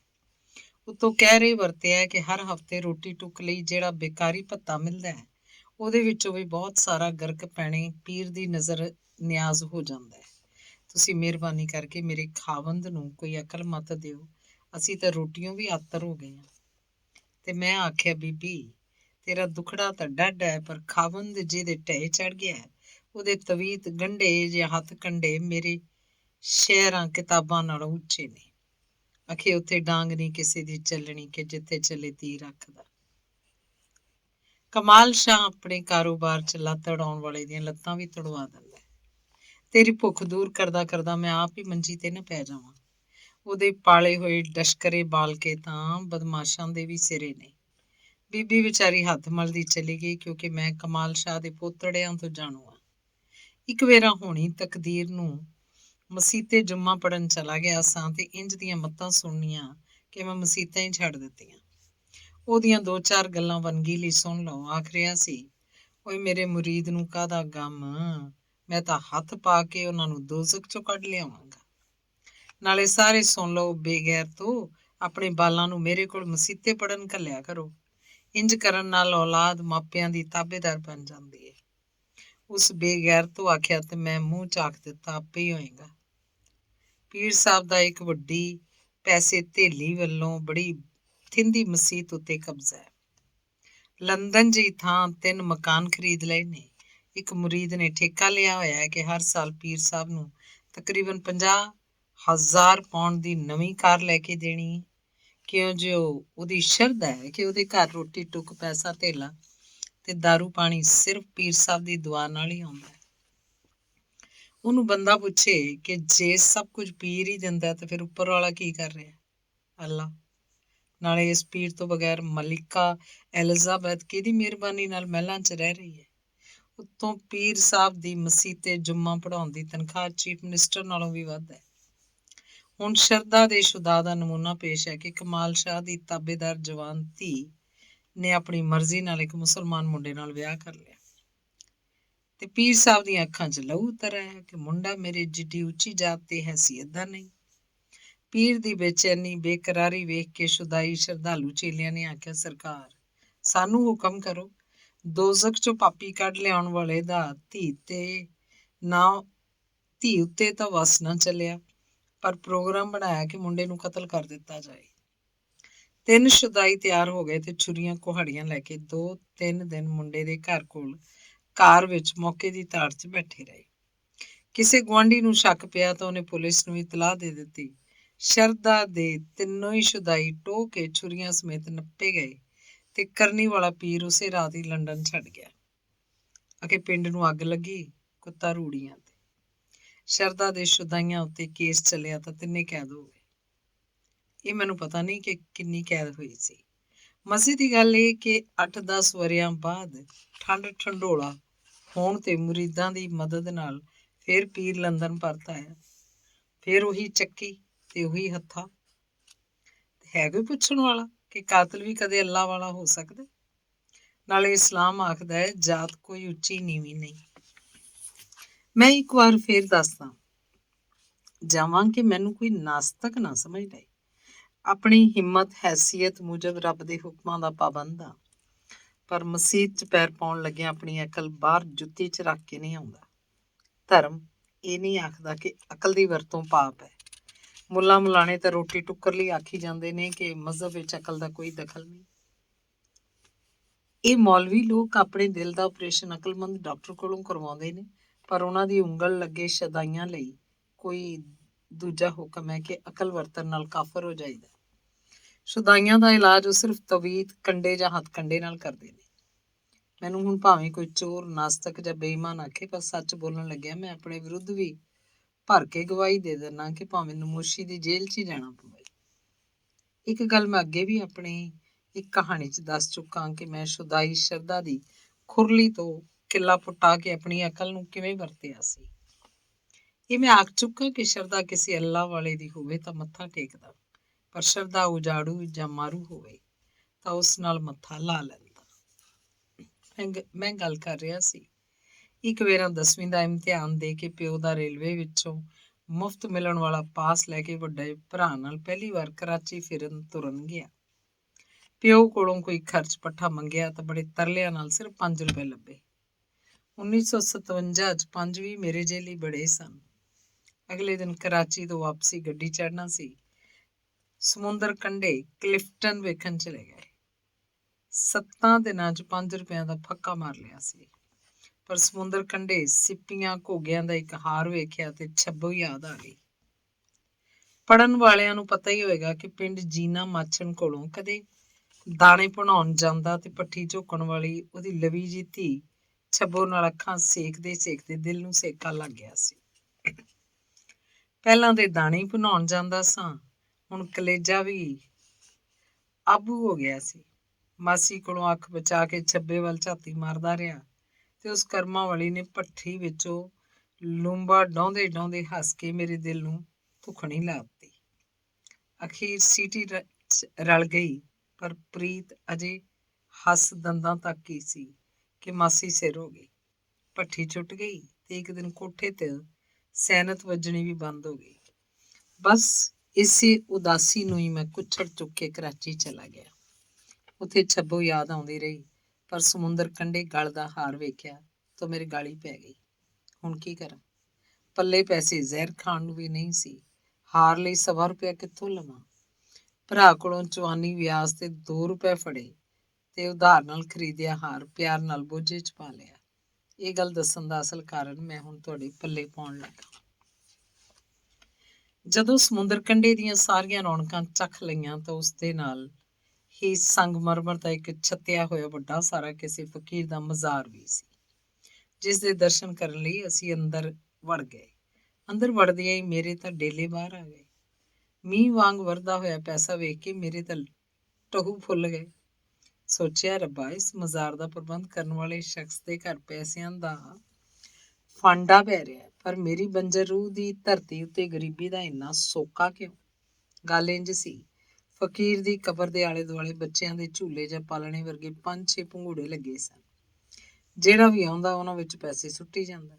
ਗੱਲ ਕੀ, ਉੱਥੇ ਪੈਸਾ ਗਲ ਗਲ ਆਇਆ ਪਿਆ ਸੀ। ਲੋਕਾਂ ਦੇ ਸੂੜ, ਅ ਟਾਈਪ ਆਫ ਸੇਵਿੰਗ, ਚੜੇ ਹੋਏ ਸਨ। ਹਰ ਕੋਈ ਪੈਸੇ ਸੁੱਟ ਕੇ ਦੁਆ ਮੰਗਦਾ ਤੇ ਚਲਾ ਜਾਂਦਾ। ਪੈਸੇ ਵੇਖ ਕੇ ਮੈਂ ਵੀ ਰੱਬ ਕੋਲੋਂ ਮੰਗਿਆ ਤੇ ਮੇਰੀ ਦੁਆ ਉਸੇ ਵੇਲੇ ਕਬੂਲ ਹੋ ਗਈ। ਮੈਂ ਤੇ ਮੇਰੇ ਭਰਾ ਨੇ ਕਬਰ ਦੁਆਲੇ 3-4 ਫੇਰੇ ਲਾਏ ਤੇ ਮੇਰੇ ਦਿਨ ਫਿਰ ਗਏ। ਮੈਂ ਦਿਲ ਚ ਆਖਿਆ, ਰੱਬਾ, ਇਹ ਦੌਲਤ ਜਾਂਦੀ ਕਿੱਥੇ ਹੈ? ਕਬਰ 'ਚ ਸੁੱਤਾ ਹੋਇਆ ਤਾਂ ਜਿਉਂਦਾ ਵੀ ਫਕੀਰ ਸੀ ਤੇ ਹੁਣ ਵੈਸੇ ਹੀ ਉਹਦੀਆਂ ਲੱਤਾਂ ਥੋੜੀਆਂ ਥੱਕ ਗਈਆਂ ਸਨ ਤੇ ਲੋੜਾਂ ਮੁੱਕ ਗਈਆਂ। ਸੋਚ ਹੀ ਰਿਹਾ ਸੀ ਕਿ ਇਸ ਦੌਲਤ ਦਾ ਵਾਰਸ ਨਜ਼ਰੀ ਪੈ ਗਿਆ। ਇਸ ਖੁੱਲੇ ਜਿਹੇ ਮਜ਼ਾਰ ਉੱਤੇ ਕਬਰ ਤੋਂ ਥੋੜਾ ਜਿਹਾ ਹਟ ਕੇ ਇੱਕ ਥੜੇ ਉੱਤੇ ਵਿਛਾਈ ਕਾਲੀਨ ਉੱਪਰ ਘੱਟੋ ਘੱਟ 2.5 ਮਣ ਦਾ ਇੱਕ ਬੰਦਾ ਵੱਡੀਆਂ ਵੱਡੀਆਂ ਮੁੱਛਾਂ ਨੂੰ ਵੱਟ ਚਾੜੀ ਆਲੇ ਦੁਆਲੇ ਰੱਖੇ ਰੇਸ਼ਮੀ ਸਰਾਣੇ ਨਾਲ ਢੋ ਲਾ ਕੇ ਬੈਠਾ ਹੋਇਆ ਸੀ। ਉਹਨੇ ਗਲ ਬੜੀ ਮਹਿੰਗੀ ਜੀ ਵੇਲ ਦਾ ਚਿੱਟਾ ਕੁੜਤਾ, ਗਲ 'ਚ 5 ਤੋਲੇ ਦੀ ਸੋਨੇ ਦੀ ਸੰਗਲੀ, ਤੇੜ ਲਾਚਾ ਤੇ ਸਿਰ ਉੱਤੇ ਫੁੰਮਣਾ ਵਾਲੀ ਸ਼ੀਸ਼ੇ ਲੱਗੀ ਟੋਪੀ। ਜਿਸਮਾਨੀ ਸਿਹਤ ਦੀ ਦੌਲਤ ਦੱਸਦੀ ਸੀ ਕਿ ਮਾਇਆ ਦਾ ਕੋਈ ਘਾਟਾ ਨਹੀਂ। ਰੰਗ ਸੂਹਾ ਲਾਲ, ਗਰਦਨ ਗਾਡੀ, ਸੰਡੇ ਜਿੱਡੀ ਮੋਟੀ ਤੇ ਢਿੱਡ ਦਾ ਖਲਾਰ ਦੂਰ ਤੱਕ ਸੀ। 2 ਬੰਦੇ ਮੋਟੀਆਂ ਮੋਟੀਆਂ ਪਿੰਨੀਆਂ ਤੇ ਇੱਕ ਬੰਦਾ ਮੌਰ ਘੁੱਟ ਰਿਹਾ ਸੀ। ਇੱਕ ਬੰਦਾ ਐਵੇਂ ਹੀ ਕੰਨਾਂ ਦੇ ਪਟਾਕੇ ਕੱਢ ਰਿਹਾ ਸੀ। ਮੈਂ ਆਖਿਆ, ਯਾ ਅੱਲਾ, ਇਹ ਬੰਦਾ ਬੈਠੇ ਬੈਠੇ ਹੀ ਥੱਕ ਗਿਆ, ਪਰ ਇਸ ਗੱਲ ਦਾ ਮੈਨੂੰ ਕੋਈ ਸਾੜਾ ਨਹੀਂ ਸੀ। ਉਹ ਮੌਜ ਲੁੱਟੇ, ਮੈਨੂੰ ਕੀ। ਦੁੱਖ ਤੇ ਇਹ ਸੀ ਕਿ ਉਹਨਾਂ ਝੋਲਿਆਂ 'ਚੋਂ ਪਹਿਲੇ ਪੂਰ ਦੇ ਪੈਸਿਆਂ ਦਾ ਉਹਦੇ ਅੱਗੇ ਢੇਰ ਲੱਗਾ ਪਿਆ ਸੀ। 2 ਬੰਦੇ ਦਵਾਨੀਆਂ, ਚਵਾਨੀਆਂ, ਅਠਿਆਨੀਆਂ ਤੇ ਰੁਪਏ ਵੱਖ-ਵੱਖ ਭਰ ਕੇ ਥੈਲੀਆਂ 'ਚ ਪਾ ਕੇ ਉਹਦੇ ਲਾਗੇ ਰੱਖ ਰਹੇ ਸਨ। ਮੈਂ ਆਪਣੇ ਭਰਾ ਨੂੰ ਦੱਸੇ ਬਗੈਰ 2-3 ਫੇਰੀਆਂ 'ਚ ਭਾਨ ਲੈਣ ਦੇ ਭੱਜ ਝੋਲਿਆਂ 'ਚ 5-7 ਮੁੱਠਾਂ ਭਰ ਕੇ ਬੋਝਾ ਭਰ ਲਿਆ ਤੇ ਮਜ਼ਾਰ ਨੂੰ ਸਲਾਮ ਕਰਕੇ ਬਾਹਰ ਆ ਗਏ। ਮੈਂ ਬਾਹਰ ਆ ਕੇ ਫਿਰ ਸਲਾਮ ਕੀਤੀ, ਕਿਉਂਕਿ ਮੇਰੀ ਮੁਰਾਦ ਉੱਥੇ ਪੂਰੀ ਹੋ ਗਈ ਸੀ। ਥੋੜੀ ਦੂਰ ਜਾ ਕੇ ਮੈਂ ਕਿਹਾ, ਲਓ ਭਰਾ ਜੀ, ਚਵਾਨੀ ਵਿਆਜ ਨਾਲ ਆਪਣੇ 2 ਰੁਪਏ ਫੜੋ ਤੇ ਮੇਰੇ ਸਿਰੋਂ ਭਾਰ ਲੱਥੇ। ਉਹ ਹੈਰਾਨ ਹੋ ਗਿਆ ਤੇ ਆਖਣ ਲੱਗਾ, ਓਏ, ਇਹ ਪੈਸੇ ਕਿੱਥੋਂ ਲਏ ਨੇ? ਮੈਂ ਕਿਹਾ, ਵੀਰ ਜੀ, ਦੌਲਤ ਦੇ ਵਰਦੇ ਫਾਂਡੇ 'ਚੋਂ 2-4 ਕਣੀਆਂ ਮੈਂ ਵੀ ਬੋਝੇ 'ਚ ਪਾ ਲਿਆ। ਤੂੰ ਤੇ 2 ਰੁਪਏ ਵੀ ਚਵਾਨੀ ਵਿਆਜ ਲੈ ਕੇ ਦਿੱਤੇ ਸੀ, ਪਰ ਰੱਬ ਦੇ ਰੰਗ ਦੇਖੋ ਤੇ ਉਹਦਾ ਦਿੱਤਾ ਦਾਨ ਵੇਖੋ ਕਿ ਬੋਝਾ ਭਰਿਆ ਪਿਆ। ਲੋਕਾਂ ਨੂੰ ਤੇ ਮਨ ਦੀ ਮੁਰਾਦ ਪਤਾ ਨਹੀਂ ਕਦੋਂ ਲੱਭਣੀ ਹੈ, ਜਾਂ ਹੋ ਸਕਦਾ ਕੱਖ ਵੀ ਨਾ ਲੱਭੇ, ਪਰ ਮੈਨੂੰ ਮੌਲਾ ਨੇ ਉਸੇ ਵੇਲੇ ਮਾਲੋ ਮਾਲ ਕਰ ਦਿੱਤਾ। ਹਨੀਫ ਨੂੰ ਪਤਾ ਲੱਗ ਗਿਆ ਕਿ ਮੈਂ ਉੱਥੋਂ ਪੈਸੇ ਚੁੱਕ ਲਏ ਆ। ਹੁਣ ਸਾਡੀਆਂ ਆਪਾ ਵਿਰੋਧੀ ਸ਼ਰਧਾ ਜਾਂ ਅਕੀਦਤਾਂ ਇੱਕ ਦੂਜੇ ਨਾਲ ਭਿੜਨ ਲੱਗ ਪਈਆਂ। ਉਹ ਮੈਨੂੰ ਆਖਣ ਲੱਗਾ, ਓਏ ਪਾਪੀਆ, ਤੂੰ ਵੇਖਿਆ ਨਹੀਂ ਕਿ ਉੱਥੇ ਪੈਸਿਆਂ ਦੀ ਰਾਖੀ ਕਰਨ ਵਾਲਾ ਕੋਈ ਵੀ ਨਹੀਂ ਸੀ, ਕਿਉਂਕਿ ਸੁਣਿਆ ਇੱਥੋਂ ਜਿਹੜਾ ਪੈਸੇ ਚੋਰੀ ਕਰੇਗਾ ਉਹ ਨਾ ਹੋ ਜਾਂਦਾ ਹੈ। ਮੈਂ ਕਿਹਾ ਭਰਾ ਜੀ, ਤੁਹਾਡੀ ਸ਼ਰਧਾ ਇੰਨੀ ਹੈ। ਮੇਰੀਆਂ ਅੱਖਾਂ ਵਾਲੀ ਸ਼ਰਧਾ ਆਖਦੀ ਏ ਕਿ ਬਗੈਰ ਸੋਚੇ ਸਮਝੇ ਉੱਥੇ ਪੈਸੇ ਸੁੱਟਣ ਵਾਲੇ ਅੰਨੇ ਜਾਂ ਮਨਾਖੇ ਨੇ, ਤੇ ਅੱਖਾਂ ਵਾਲੇ ਅੱਖ ਬਚਾ ਕੇ ਚੁੱਕਣ ਵਾਲੇ ਹੀ ਸੁਜਾਖੇ ਨੇ। ਸਭ ਤੋਂ ਵੱਡਾ ਸੁਜਾਖਾ ਤਾਂ ਉਹ ਮੋਟੇ ਗਾਟੇ ਵਾਲਾ ਹੈ, ਜਿਹਦੇ ਅੱਗੇ ਢੇਰ ਲੱਗਾ ਪਿਆ ਸੀ। ਹੁਣ ਤੂੰ ਮੇਰੇ ਵੱਲ ਹੀ ਵੇਖ ਲੈ। ਸਖਣੇ ਬੋਝੇ ਨਾਲ ਮੈਨੂੰ ਹਨੇਰ ਪਿਆ ਹੋਇਆ ਸੀ, ਤੇ ਹੁਣ ਦੁਨੀਆ ਹੀ ਚਾਨਣ ਹੋਈ ਪਈ ਏ ਤੇ ਅੱਖਾਂ ਖੁੱਲ ਗਈਆਂ ਨੇ। ਉਹ ਆਖਣ ਲੱਗਾ, ਇਹ ਪਾਪ ਹੈ। ਮੈਂ ਆਖਿਆ, ਜੇ ਅਕਲ ਮੱਤ ਦੀ ਵਰਤੋਂ ਪਾਪ ਹੈ ਤੇ ਅੰਨੇਵਾਹ ਕੁਝ ਕਰੀ ਜਾਣਾ ਕਿੱਥੋਂ ਦਾ ਪੁੰਨ ਹੈ। ਮੈਂ ਅੰਨਾ ਨਹੀਂ, ਉਹ ਪੈਸੇ ਸੁੱਟਣ ਵਾਲੇ ਅੰਨੇ ਸਨ। ਮੈਂ ਤੇ ਸਿਰਫ 8.5 ਲਿਆਂਦੇ ਨੇ ਤੇ ਅੱਖਾਂ 'ਚ ਨੂਰ ਆ ਗਿਆ ਹੈ। ਉਹ ਜਿਹੜਾ ਆਲੇ ਦੁਆਲੇ ਮੁਜਰੇ ਵਰਗੇ ਤਕੀਏ ਰੱਖ ਕੇ ਲੱਤਾਂ ਘੁਟਵਾ ਰਿਹਾ ਸੀ, ਉਸ ਕੋਲੋਂ ਪੁੱਛ ਕੇ ਵੇਖ, ਹਰ ਪਾਸੇ ਚਾਨਣੀ ਚਾਨਣ ਹੈ। ਉਹ ਰਾਤ ਨੂੰ ਜਦੋਂ ਰਾਇਲ ਸੈਲੂਟ ਦੀ ਬੋਤਲ ਖੋਲ ਕੇ ਬੈਠੇਗਾ ਤਾਂ ਮੇਰੇ ਵਰਗੇ ਸ਼ੁਦਾਈਆਂ ਉੱਤੇ ਖਿੜ-ਖਿੜ ਹੱਸੇਗਾ, ਕਿਉਂਕਿ ਉਹਨੂੰ ਪਤਾ ਹੈ ਕਿ ਮੇਰੀ ਬੋਤਲ ਭਰੀ ਹੋਈ ਹੈ ਤੇ ਸ਼ੁਦਾਈਆਂ ਦੀ ਸ਼ਰਧਾ ਵਾਲੀ ਅਕਲ ਦੀ ਬੋਤਲ ਸਖਣੀ ਪਈ ਹੈ। ਅੰਨੇਵਾਹ ਪੈਸੇ ਸੁੱਟਣ ਵਾਲੇ ਇੰਝ ਹੀ ਹਨ, ਜਿਵੇਂ ਅੰਨੀ ਪੀਏ ਤੇ ਕੁੱਤੀ ਚੱਟੇ। ਜੇ ਇਹ ਅਖਾਣ ਨਹੀਂ ਸੁਣਿਆ ਤਾਂ ਵਿਆਖਿਆ ਇੰਝ ਹੈ ਕਿ ਅੱਖਾਂ ਤੋਂ ਮਨਾਖੀ ਜਨਾਨੀ ਵਿਚਾਰੀ ਗੱਲਾਂ ਪਾ ਕੇ ਚੱਕੀ ਚਲਾਈ ਜਾਂਦੀ ਸੀ ਤੇ ਅਕਲਮੰਦ ਕੋਲ ਬੈਠੀ ਕੁੱਤੀ ਗੰਢ 'ਚ ਡਿੱਗਣ ਵਾਲਾ ਆਟਾ ਚੱਟੀ ਜਾਂਦੀ ਸੀ। ਮੈਂ ਆਖਿਆ, ਭਰਾਵਾ ਛੱਡ ਤੂੰ ਸਾਰੀਆਂ ਗੱਲਾਂ, ਆ ਤੈਨੂੰ ਨਾਨ ਕਬਾਬ ਦਾ ਨੁਕਲ ਕਰਾਵਾਂ। ਉੱਥੋਂ ਮੈਂ ਇੱਕ ਦੀਵਾਨੀ ਫਕੀਰ ਨੂੰ ਵੀ ਦਾਨ ਕਰਤੀ। ਹਨੀਫ ਦੀ ਸ਼ਰਧਾ ਇਹਨਾਂ ਪੈਸਿਆਂ ਦੇ ਨਾਨ ਕਬਾਬ ਖਾਣ ਅੱਗੇ ਵੀ ਲੱਤਾਂ ਅੜਾਉਂਦੀ ਸੀ, ਪਰ ਅਖੀਰ ਝੂਠੀ ਸ਼ਰਧਾ ਦੀਆਂ ਲੱਤਾਂ ਥਿੜਕ ਗਈਆਂ ਤੇ ਲੇੜ ਮਾਰ ਗਿਆ। ਪਰ ਉਹਦੀ ਸ਼ਰਧਾ ਵਿੱਚੋਂ ਇੱਕ ਹੋਰ ਢਕੌਂਸਲਾ ਨਿਕਲਿਆ ਤੇ ਆਖਣ ਲੱਗਾ, ਓਏ ਤੂੰ 10ਵੀਂ ਦਾ ਇਮਤਿਹਾਨ ਦਿੱਤਾ ਹੋਇਆ, ਫੇਲ ਹੋ ਜਾਏਗਾ। ਮੈਂ ਕਿਹਾ, ਵੀਰ ਜੀ ਤੁਸੀਂ ਵਹਿਮ ਨਾ ਕਰੋ, ਮੇਰੇ ਪਰਚੇ ਉਸ ਮੋਟੇ ਗਾਟੇ ਵਾਲੇ ਕੋਲ ਨਹੀਂ ਆਉਣੇ। ਉਹ ਸਿਰਫ ਪੈਸਿਆਂ ਦੀ ਮਾਰਕਿੰਗ ਕਰਦਾ ਹੈ ਤੇ ਅੰਨਿਆਂ ਦੀਆਂ ਅੱਖਾਂ ਵਿੱਚ ਧੂੜ ਪਾਉਂਦਾ ਹੈ। ਅਸੀਂ ਨਾਨ ਕਬਾਬ ਦਾ ਰੱਜ ਮਾਰਿਆ, ਉੱਤੋਂ ਇੱਕ ਪੈਪਸੀ ਪੀ ਕੇ ਪੁਰਬਾਸ਼ ਹੋ ਗਏ। ਚੰਗਾ ਹੋਇਆ ਕਿ ਦੂਜੇ ਦਿਨ ਲਾਹੌਰ ਵਾਲੀ ਗੱਡੀ ਚੜ੍ਹ ਗਏ, ਨਹੀਂ ਤੇ ਖੌਰੇ ਮੈਂ ਰੋਜ਼ ਹੀ ਮੌਜੂ ਸ਼ਾਹ ਦੇ ਮਜ਼ਾਰ ਤੋਂ ਪੈਸੇ ਚੁੱਕਿਆ ਕਰਨੇ ਸਨ, ਜਿੰਨਾ ਚਿਰ ਪੁਲਿਸ ਨਾ ਫੜ ਲੈਂਦੀ। ਮੇਰੇ ਲੇਖ ਦਾ ਵਿਸ਼ਾ ਤਾਂ ਬੜਾ ਸੰਜੀਦਾ ਤੇ ਬੜੀ ਫਿਕਰ ਨਾਲ ਗੌਰ ਕਰਨ ਵਾਲਾ ਸੀ, ਕਿਉਂਕਿ ਅੱਜ ਦੀ ਦੁਨੀਆ ਨੇ ਇਸ ਅੰਨੀ ਸ਼ਰਧਾ ਨਾਲ ਬੜਾ ਫਸਾਦ ਬਖਸ਼ ਦਿੱਤਾ ਹੈ। ਬਲਕਿ ਇਨਸਾਨੀਅਤ ਅਜਿਹੀ ਸ਼ਰਧਾ ਤੋਂ ਨੰਗੇ ਸਿਰ ਹੋ ਕੇ ਚੀਕ ਰਹੀ ਹੈ। ਇਸ ਕਾਲੀ ਹਨੇਰੀ ਨੇ ਸਮਾਜੀ, ਇਖਲਾਕੀ, ਮੁਆਸ਼ੀ ਤੇ ਇਨਸਾਨੀ ਕਦਰਾਂ ਦਾ ਫੱਕਾ ਮਾਰ ਲਿਆ। ਪਰ ਮੈਂ ਇਸ ਫਿਕਰਮੰਦ ਸੰਜੀਦਗੀ ਵਿੱਚ ਪਾਠਕਾਂ ਦੀ ਦਿਲਚਸਪੀ ਲਈ ਮੁਖਾਲੀਆ ਰੰਗ ਵੀ ਭਰ ਰਿਹਾ ਕਿ ਕਿਧਰੇ ਮੇਰੀ ਇਹ ਲਿਖਤ ਪੜ੍ਹਨ ਦੀ ਬਜਾਏ ਆਲੂ ਛੋਲੇ ਪਾਉਣ ਦੇ ਕੰਮ ਨਾ ਆ ਜਾਏ, ਵਰਨਾ ਰੋਣ ਵਾਲੀ ਗੱਲ 'ਚ ਹਾਸੇ ਦਾ ਕੀ ਕੰਮ। ਮਜਬੂਰੀ ਹੈ ਕਿ ਖੰਡ ਦੀ ਗੋਲੀ 'ਚ ਕੌੜੀ ਦਵਾਈ ਪਾ ਕੇ ਵੀ ਖਵਾਉਣੀ ਪੈਂਦੀ ਹੈ। ਅੱਜ ਵੀ ਸੋਚਦਾ ਕਿ ਮੌਜੂ ਸ਼ਾਹ ਦੇ ਮਜ਼ਾਰ ਉੱਤੇ ਅੰਨੇਵਾਹ ਪੈਸਿਆਂ ਦਾ ਢੇਰ ਲਾਈ ਜਾਣ ਵਾਲਿਆਂ ਦੀ ਅੰਨੀ ਸ਼ਰਧਾ ਨੇ ਕਦੇ ਸੋਚਿਆ ਸੀ ਕਿ ਮਜ਼ਾਰ ਦੀ ਇਸ ਕਬਰ 'ਚ ਸੁੱਤੇ ਪਏ ਬਜ਼ੁਰਗ ਨੂੰ ਤਾਂ ਇਹਨਾਂ ਪੈਸਿਆਂ ਦੀ ਲੋੜ ਹੀ ਨਹੀਂ। ਨਾ ਹੀ ਇਹ ਪੈਸੇ ਗਰੀਬਾਂ ਜ਼ਰੂਰਤਮੰਦਾਂ ਦੇ ਕੰਮ ਆਉਂਦੇ ਨੇ, ਤੇ ਅਸੀਂ ਕਿਉਂ ਗਵਾਈ ਆਉਂਦੇ ਹਾਂ। ਮੈਂ ਉਸ ਉਮਰ ਵਿੱਚ ਇਹਨੂੰ ਸ਼ੁਦਾ ਆਖਦਾ, ਤਾਂ ਹੀ 8.5 ਖਰੇ ਕਰ ਲਏ ਸਨ। ਅਖੀਰ ਇੱਕ ਦਿਨ ਮੇਰੀ ਸੋਚ ਸੱਚੀ ਸਾਬਤ ਹੋ ਗਈ। ਹੋਇਆ ਇੰਝ ਕਿ ਇੱਕ ਦਿਨ ਨਵੀਂ ਹਕੂਮਤ ਨੇ ਮੁਲਕ ਦੀ ਵਾਗਡੋਰ ਸਾਂਭ ਲਈ ਤੇ ਇੱਕ ਵਡੇਰੇ ਦਾ ਸ਼ਊਰ ਜਾਗਿਆ। ਉਹਨੇ ਇੰਝ ਦੇ ਸਾਰੇ ਮਜ਼ਾਰਾਂ ਉੱਤੇ ਕਬਜ਼ਾ ਕਰ ਲਿਆ, ਚੇਲੇ ਚਿਮਟਿਆਂ ਨੂੰ ਛਿੱਤਰ ਫੇਰ ਕੇ ਕੱਢ ਦਿੱਤਾ। ਇਹ ਮਜ਼ਾਰ ਹਕੂਮਤ ਨੇ ਲੈ ਲਏ ਤੇ ਇਸ ਕਮਾਈ ਨੂੰ ਮੁਲਕੀ ਜ਼ਰੂਰਤਾਂ ਉੱਤੇ ਖਰਚ ਕਰਨ ਦਾ ਫੈਸਲਾ ਕਰ ਲਿਆ। ਇਹ ਤਾਂ ਰੱਬ ਹੀ ਜਾਣੇ ਕਿ ਹਕੂਮਤ ਅੱਗੋਂ ਕੀ ਕਰਦੀ ਹੋਏਗੀ, ਪਰ ਇਹ ਤਾਂ ਸਾਫ਼ ਹੋ ਗਿਆ ਕਿ ਸ਼ਰਧਾ ਦੇ ਸ਼ੁਦਾਈਆਂ ਦਾ ਸ਼ੁਦਾ ਗਲਤ ਸੀ, ਜਾਂ ਮੈਨੂੰ ਤੇ ਘੱਟੋ ਘੱਟ ਸਾਬਤ ਹੋ ਗਿਆ ਕਿ ਛੱਬੋ ਦੇ ਹਾਰ ਤੇ ਨਾਨ ਕਬਾਬ ਦੇ ਨੁਕਲ ਪਾਣੀ ਲਈ ਮੈਂ ਕੋਈ ਜ਼ਿਆਦਤੀ ਨਹੀਂ ਸੀ ਕੀਤੀ, ਸਗੋਂ ਦੀਵਾਨੀ ਦਾਨ ਵੀ ਦਿੱਤੀ ਇੱਕ ਨਾਬੀਨੇ ਨੂੰ। ਮੈਂ ਬਜ਼ੁਰਗ ਫਕੀਰ ਦਾ ਕੁਝ ਨਹੀਂ ਸੀ ਵਿਗਾੜਿਆ। ਮੈਂ ਤੇ ਮੋਟੇ ਗਾਟੇ ਵਾਲੇ ਦੀ ਵਗਦੀ ਗੰਗਾ 'ਚੋਂ ਇੱਕ ਹੀ ਚੂਲੀ ਭਰੀ ਸੀ। ਮੇਰੇ ਤੋਂ ਬਾਅਦ ਮੋਟੀਆਂ ਗਰਦਨਾਂ ਵਾਲੇ ਫਾਰਗ ਕਰ ਦਿੱਤੇ ਗਏ। ਚਲਦੇ ਚਲਦੇ ਇਸ ਨਾਲ ਹੀ ਜੁੜਿਆ ਇੱਕ ਕਿੱਸਾ ਵੀ ਸੁਣਾ ਦੇਵਾਂ ਕਿ ਲਾਹੌਰ ਰੇਲਵੇ ਕਾਲੋਨੀ ਵਿੱਚ ਜਦੋਂ ਭਰਾ ਕੋਲ ਪੜ੍ਹਦਾ ਸਾਂ ਤਾਂ ਨਾਲ ਹੀ GT ਰੋਡ ਦੇ ਕੰਢੇ ਉੱਪਰ ਨਿੱਕਾ ਜਿਹਾ ਮਜ਼ਾਰ ਸੀ। ਨਾਲ ਹੀ ਪੈਸੇ ਪਾਉਣ ਵਾਲੀ ਜ਼ਮੀਨ 'ਚ ਗੱਡੀ ਗੋਲਕ ਜਾਂ ਬਕਸਾ ਜਿਹਾ ਬਣਾਇਆ ਗਿਆ ਸੀ। ਇਸ ਮਜ਼ਾਰ ਦੇ ਬਹੁਤੇ ਸ਼ਰਧਾਲੂ ਟਾਂਗੇ ਵਾਲੇ ਸਨ। ਹਰ ਟਾਂਗੇ ਵਾਲਾ ਉਸ 'ਚ ਪੈਸੇ ਪਾਉਂਦਾ ਤੇ ਸਲਾਮ ਕਰਕੇ ਟਾਂਗਾ ਲੈ ਜਾਂਦਾ। ਹਕੂਮਤੀ ਕਬਜ਼ੇ ਤੋਂ ਬਾਅਦ ਹਕੂਮਤ ਨੇ ਗੋਲਕ ਨੂੰ ਜੰਦਰਾ ਮਾਰ ਦਿੱਤਾ ਤੇ ਮਹੀਨੇ ਪਿੱਛੋਂ ਸਰਕਾਰੀ ਅਹਿਲਕਾਰ ਗੋਲਕ ਖੋਲ ਕੇ ਪੈਸੇ ਲੈ ਜਾਂਦਾ। ਮਜ਼ਾਰ ਦਾ ਮੁਜਾਵਰ ਇਸ ਮਾਲ ਪਾਣੀ ਤੋਂ ਵਾਂਝਿਆ ਗਿਆ। ਉਹਨੇ ਕਬਰ ਤੋਂ ਲੈ ਕੇ ਥੱਲਿਓਂ ਹੀ ਗੋਲਕ ਤੱਕ ਸੁਰੰਗ ਕੱਢ ਲਈ ਤੇ ਪੈਸਿਆਂ ਨੂੰ ਹੱਥ ਮਾਰਨ ਲੱਗ ਪਿਆ। ਇੱਕ ਦਿਨ ਅਗਲਿਆਂ ਨੂੰ ਸੂਹ ਲੱਗ ਗਈ ਤੇ ਉਹਨੂੰ ਹੱਥਕੜੀ ਲਾ ਕੇ ਲੈ ਗਏ। ਇਹ ਸਭ ਮੇਰੀ ਅੱਖੀ ਡਿੱਠਾ ਮਾਜਰਾ। ਇਸ ਅੰਨੀ ਸ਼ਰਧਾ ਦਾ ਕਿਹੜਾ ਕਿਹੜਾ ਪੁਆੜਾ ਲਿਖਾਂ, ਇਸ ਲਈ ਤਾਂ ਇੱਕ ਕਿਤਾਬ ਲਿਖਣ ਦੀ ਲੋੜ ਹੈ। ਅਸੀਂ ਨਿੱਕੇ ਨਿੱਕੇ ਹੁੰਦੇ ਸਾਂ ਤੇ ਹਰ ਪਿੰਡ ਵਿੱਚ ਇੱਕੋ ਇੱਕ ਹੀ ਮਸੀਤ ਹੁੰਦੀ ਸੀ। ਪਰ ਹੌਲੀ ਹੌਲੀ ਲੋਭ ਲਾਲਚ ਦਾ ਚਾਨਣ ਹੋਇਆ ਤੇ ਅੱਖਾਂ ਵਾਲਿਆਂ ਨੇ ਵੇਖਿਆ ਕਿ ਇੱਕ ਹੀ ਬੰਦਾ ਮਸੀਤੇ ਬੈਠਾ ਮੌਜਾਂ ਲਈ ਜਾ ਰਿਹਾ। ਉਹਨਾਂ ਸਿਆਣਿਆਂ ਨੇ ਆਪਣੀ ਮਨਪਸੰਦ ਸ਼ਰਧਾ ਜਾਂ ਹਕੀਕਤ ਦਾ ਬੜਾ ਹੀ ਖਤਰਨਾਕ ਹਥਿਆਰ ਵਰਤਿਆ। ਹੁੰਦੇ ਹੁੰਦੇ ਲੋਕ ਵੰਡੇ ਗਏ, ਪੁਆੜੇ ਪੈ ਗਏ, ਧਰਮ ਦੀ ਤੇਰ ਮੇਰ ਇੱਥੋਂ ਤੱਕ ਵੱਧ ਗਈ ਕਿ ਦੁਸ਼ਮਣੀ ਦੀ ਹੱਦ ਤੱਕ ਚਲੀ ਗਈ। ਮਸੀਤਾਂ ਵੱਖਰੀਆਂ ਵੱਖਰੀਆਂ ਹੋ ਗਈਆਂ, ਇਬਾਦਤਾਂ ਦੇ ਰੰਗ ਢੰਗ ਬਦਲ ਗਏ, ਫਿਰਕਿਆਂ ਦੇ ਲੀੜੇ ਹੀ ਵੱਖਰੇ ਵੱਖਰੇ ਡਿਜ਼ਾਈਨ ਦੇ ਹੋ ਗਏ, ਪੱਗਾਂ ਦੇ ਰੰਗ ਵੱਖੋ ਵੱਖਰੇ ਹੋ ਗਏ ਤੇ ਢੰਗ ਬਦਲ ਗਏ। ਇੱਕ ਇੱਕ ਪਿੰਡ 'ਚ ਤਿੰਨ ਤਿੰਨ ਮਸੀਤਾਂ ਬਣ ਗਈਆਂ ਤੇ ਹਰ ਸ਼ਰਧਾ ਦੀਆਂ ਜਥੇਬੰਦੀਆਂ ਬਣ ਗਈਆਂ। ਅਖੇ ਇਹ ਸ਼ੀਆ ਮਸਜਿਦ ਹੈ, ਇਹ ਵਹਾਬੀ ਮਸਜਿਦ ਤੇ ਸੁੰਨੀ ਫਿਰਕੇ ਦੀ ਮਸਜਿਦ ਹੈ। ਮੁੱਲਾਂ ਮੁਲਾਣਿਆਂ ਨੇ ਆਪਣੀ ਵਡਿਆਈ ਦਾ ਦਾਅਵਾ ਠੋਕਣ ਲਈ ਇੱਕ ਦੂਜੇ ਦੀ ਸ਼ਰਧਾ ਉੱਤੇ ਜ਼ਹਿਰ ਉਗਲਣਾ ਸ਼ੁਰੂ ਕਰ ਦਿੱਤਾ। ਫਿਰ ਇੱਕ ਦੂਜੇ ਦੀਆਂ ਮਸੀਤਾਂ ਉੱਤੇ ਹਮਲੇ ਹੋਣ ਲੱਗ ਪਏ। ਹੌਲੀ ਹੌਲੀ ਬੰਬਾਂ ਗੋਲੀਆਂ ਦੀ ਵੀ ਵਰਤੋਂ ਹੋਣ ਲੱਗ ਪਈ। ਹਰ ਮਜ਼ਹਬੀ ਠੇਕੇਦਾਰ ਇੱਕ ਦੂਜੇ ਨੂੰ ਕਾਫਰ ਆ ਕੇ ਕਤਲ ਨੂੰ ਜਾਇਜ਼ ਆਖਣ ਲੱਗ ਪਿਆ। ਗੱਲ ਅੱਗੇ ਵਧੀ ਤੇ ਜਿਹਾਦ ਦਾ ਨਾਂ ਦੇ ਕੇ ਕਤਲੇਆਮ ਸ਼ੁਰੂ ਹੋ ਗਿਆ।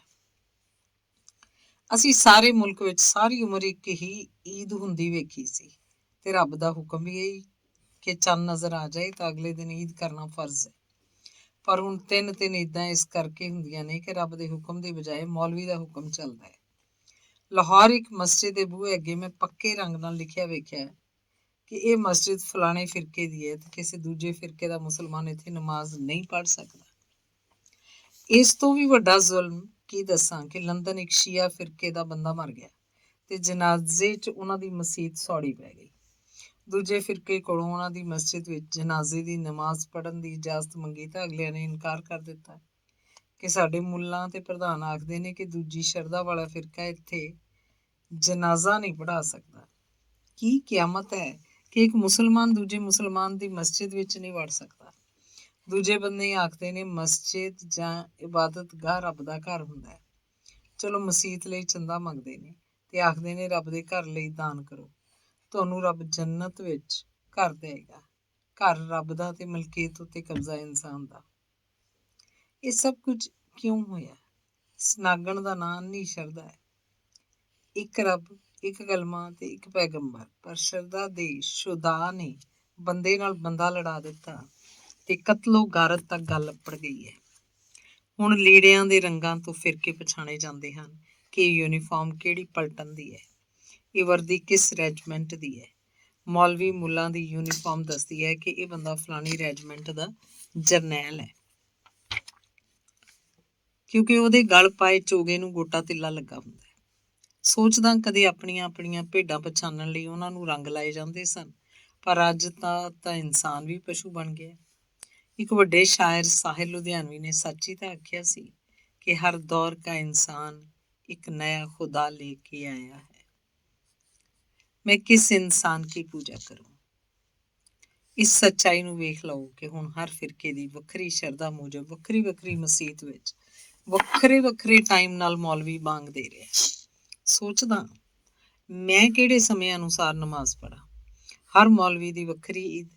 ਮੈਂ ਆਪਣੇ ਰੱਬ ਕੋਲੋਂ ਪੁੱਛਦਾ ਕਿ ਯਾ ਅੱਲਾ, ਮੈਂ ਕਿਹੜੀ ਤੇ ਕਿਸ ਦਿਨ ਵਾਲੀ ਈਦ ਮਨਾਵਾਂ। ਮੇਰੀਆਂ ਗੱਲਾਂ ਸੁਣ ਕੇ ਕੋਈ ਲੰਮੀ ਸੋਚ ਵਾਲਾ ਹੀ ਕਿਸੇ ਨਤੀਜੇ ਤੇ ਅੱਪੜ ਸਕਦਾ ਹੈ ਕਿ ਇਹ ਸਭ ਕੁਝ ਕਿਸ ਨੇ ਕੀਤਾ ਤੇ ਕਿਉਂ ਹੋ ਗਿਆ। ਮੇਰੇ ਜਿਹੇ ਲਈ ਕੋਈ ਸਿੱਟਾ ਕੱਢਣਾ ਔਖਾ ਹੈ।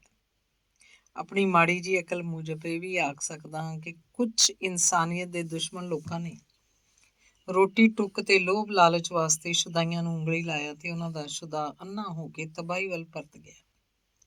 ਹੁਣ ਇਸ ਸ਼ੁਦਾ ਨੂੰ ਹਕੂਮਤਾਂ ਕਰਨ ਵਾਲੇ ਇਨਸਾਨ ਦੁਸ਼ਮਣ ਵਰਤ ਰਹੇ ਨੇ। ਪੈਸੇ ਨਾਲ ਸ਼ਰਧਾ ਵਿਕਦੀ ਹੈ, ਵੋਟ ਵਿਕਦੇ ਹਨ, ਇਨਸਾਨੀ ਜ਼ਿੰਦਗੀ ਵਿਕਦੀ ਹੈ। ਇਸ ਹਥਿਆਰ ਨਾਲ ਚੌਧਰ ਤੇ ਸਿਆਸਤ ਦੀ ਕੁਰਸੀ ਵੀ ਹਥਿਆਈ ਜਾ ਰਹੀ ਹੈ। ਨਿੱਕੀ ਜਿਹੀ ਇੱਕ ਹਕੀਕਤ ਬਿਆਨ ਕਰਕੇ ਮੈਂ ਆਪਣੀਆਂ ਗੱਲਾਂ ਦੀ ਤਸਦੀਕ ਤੇ ਹਕੀਕਤ ਜ਼ਾਹਰ ਕਰਦੇ ਹੋਏ ਦੱਸਦਾ ਕਿ ਮੇਰੇ ਇਲਾਕੇ 'ਚ ਕਈ ਵਰ੍ਹਿਆਂ ਤੋਂ ਇੱਕ ਸਰਦਾਰ ਹੀ ਹਰ ਵਾਰੀ ਕੌਂਸਲਰ ਚੁਣਿਆ ਜਾਂਦਾ ਸੀ। ਉਹ ਬੜਾ ਹੀ ਸ਼ਰੀਫ ਤੇ ਸਕੂਲੇ ਪੜ੍ਹਾਉਣ ਵਾਲਾ ਇਮਾਨਦਾਰ ਇਨਸਾਨ ਹੈ।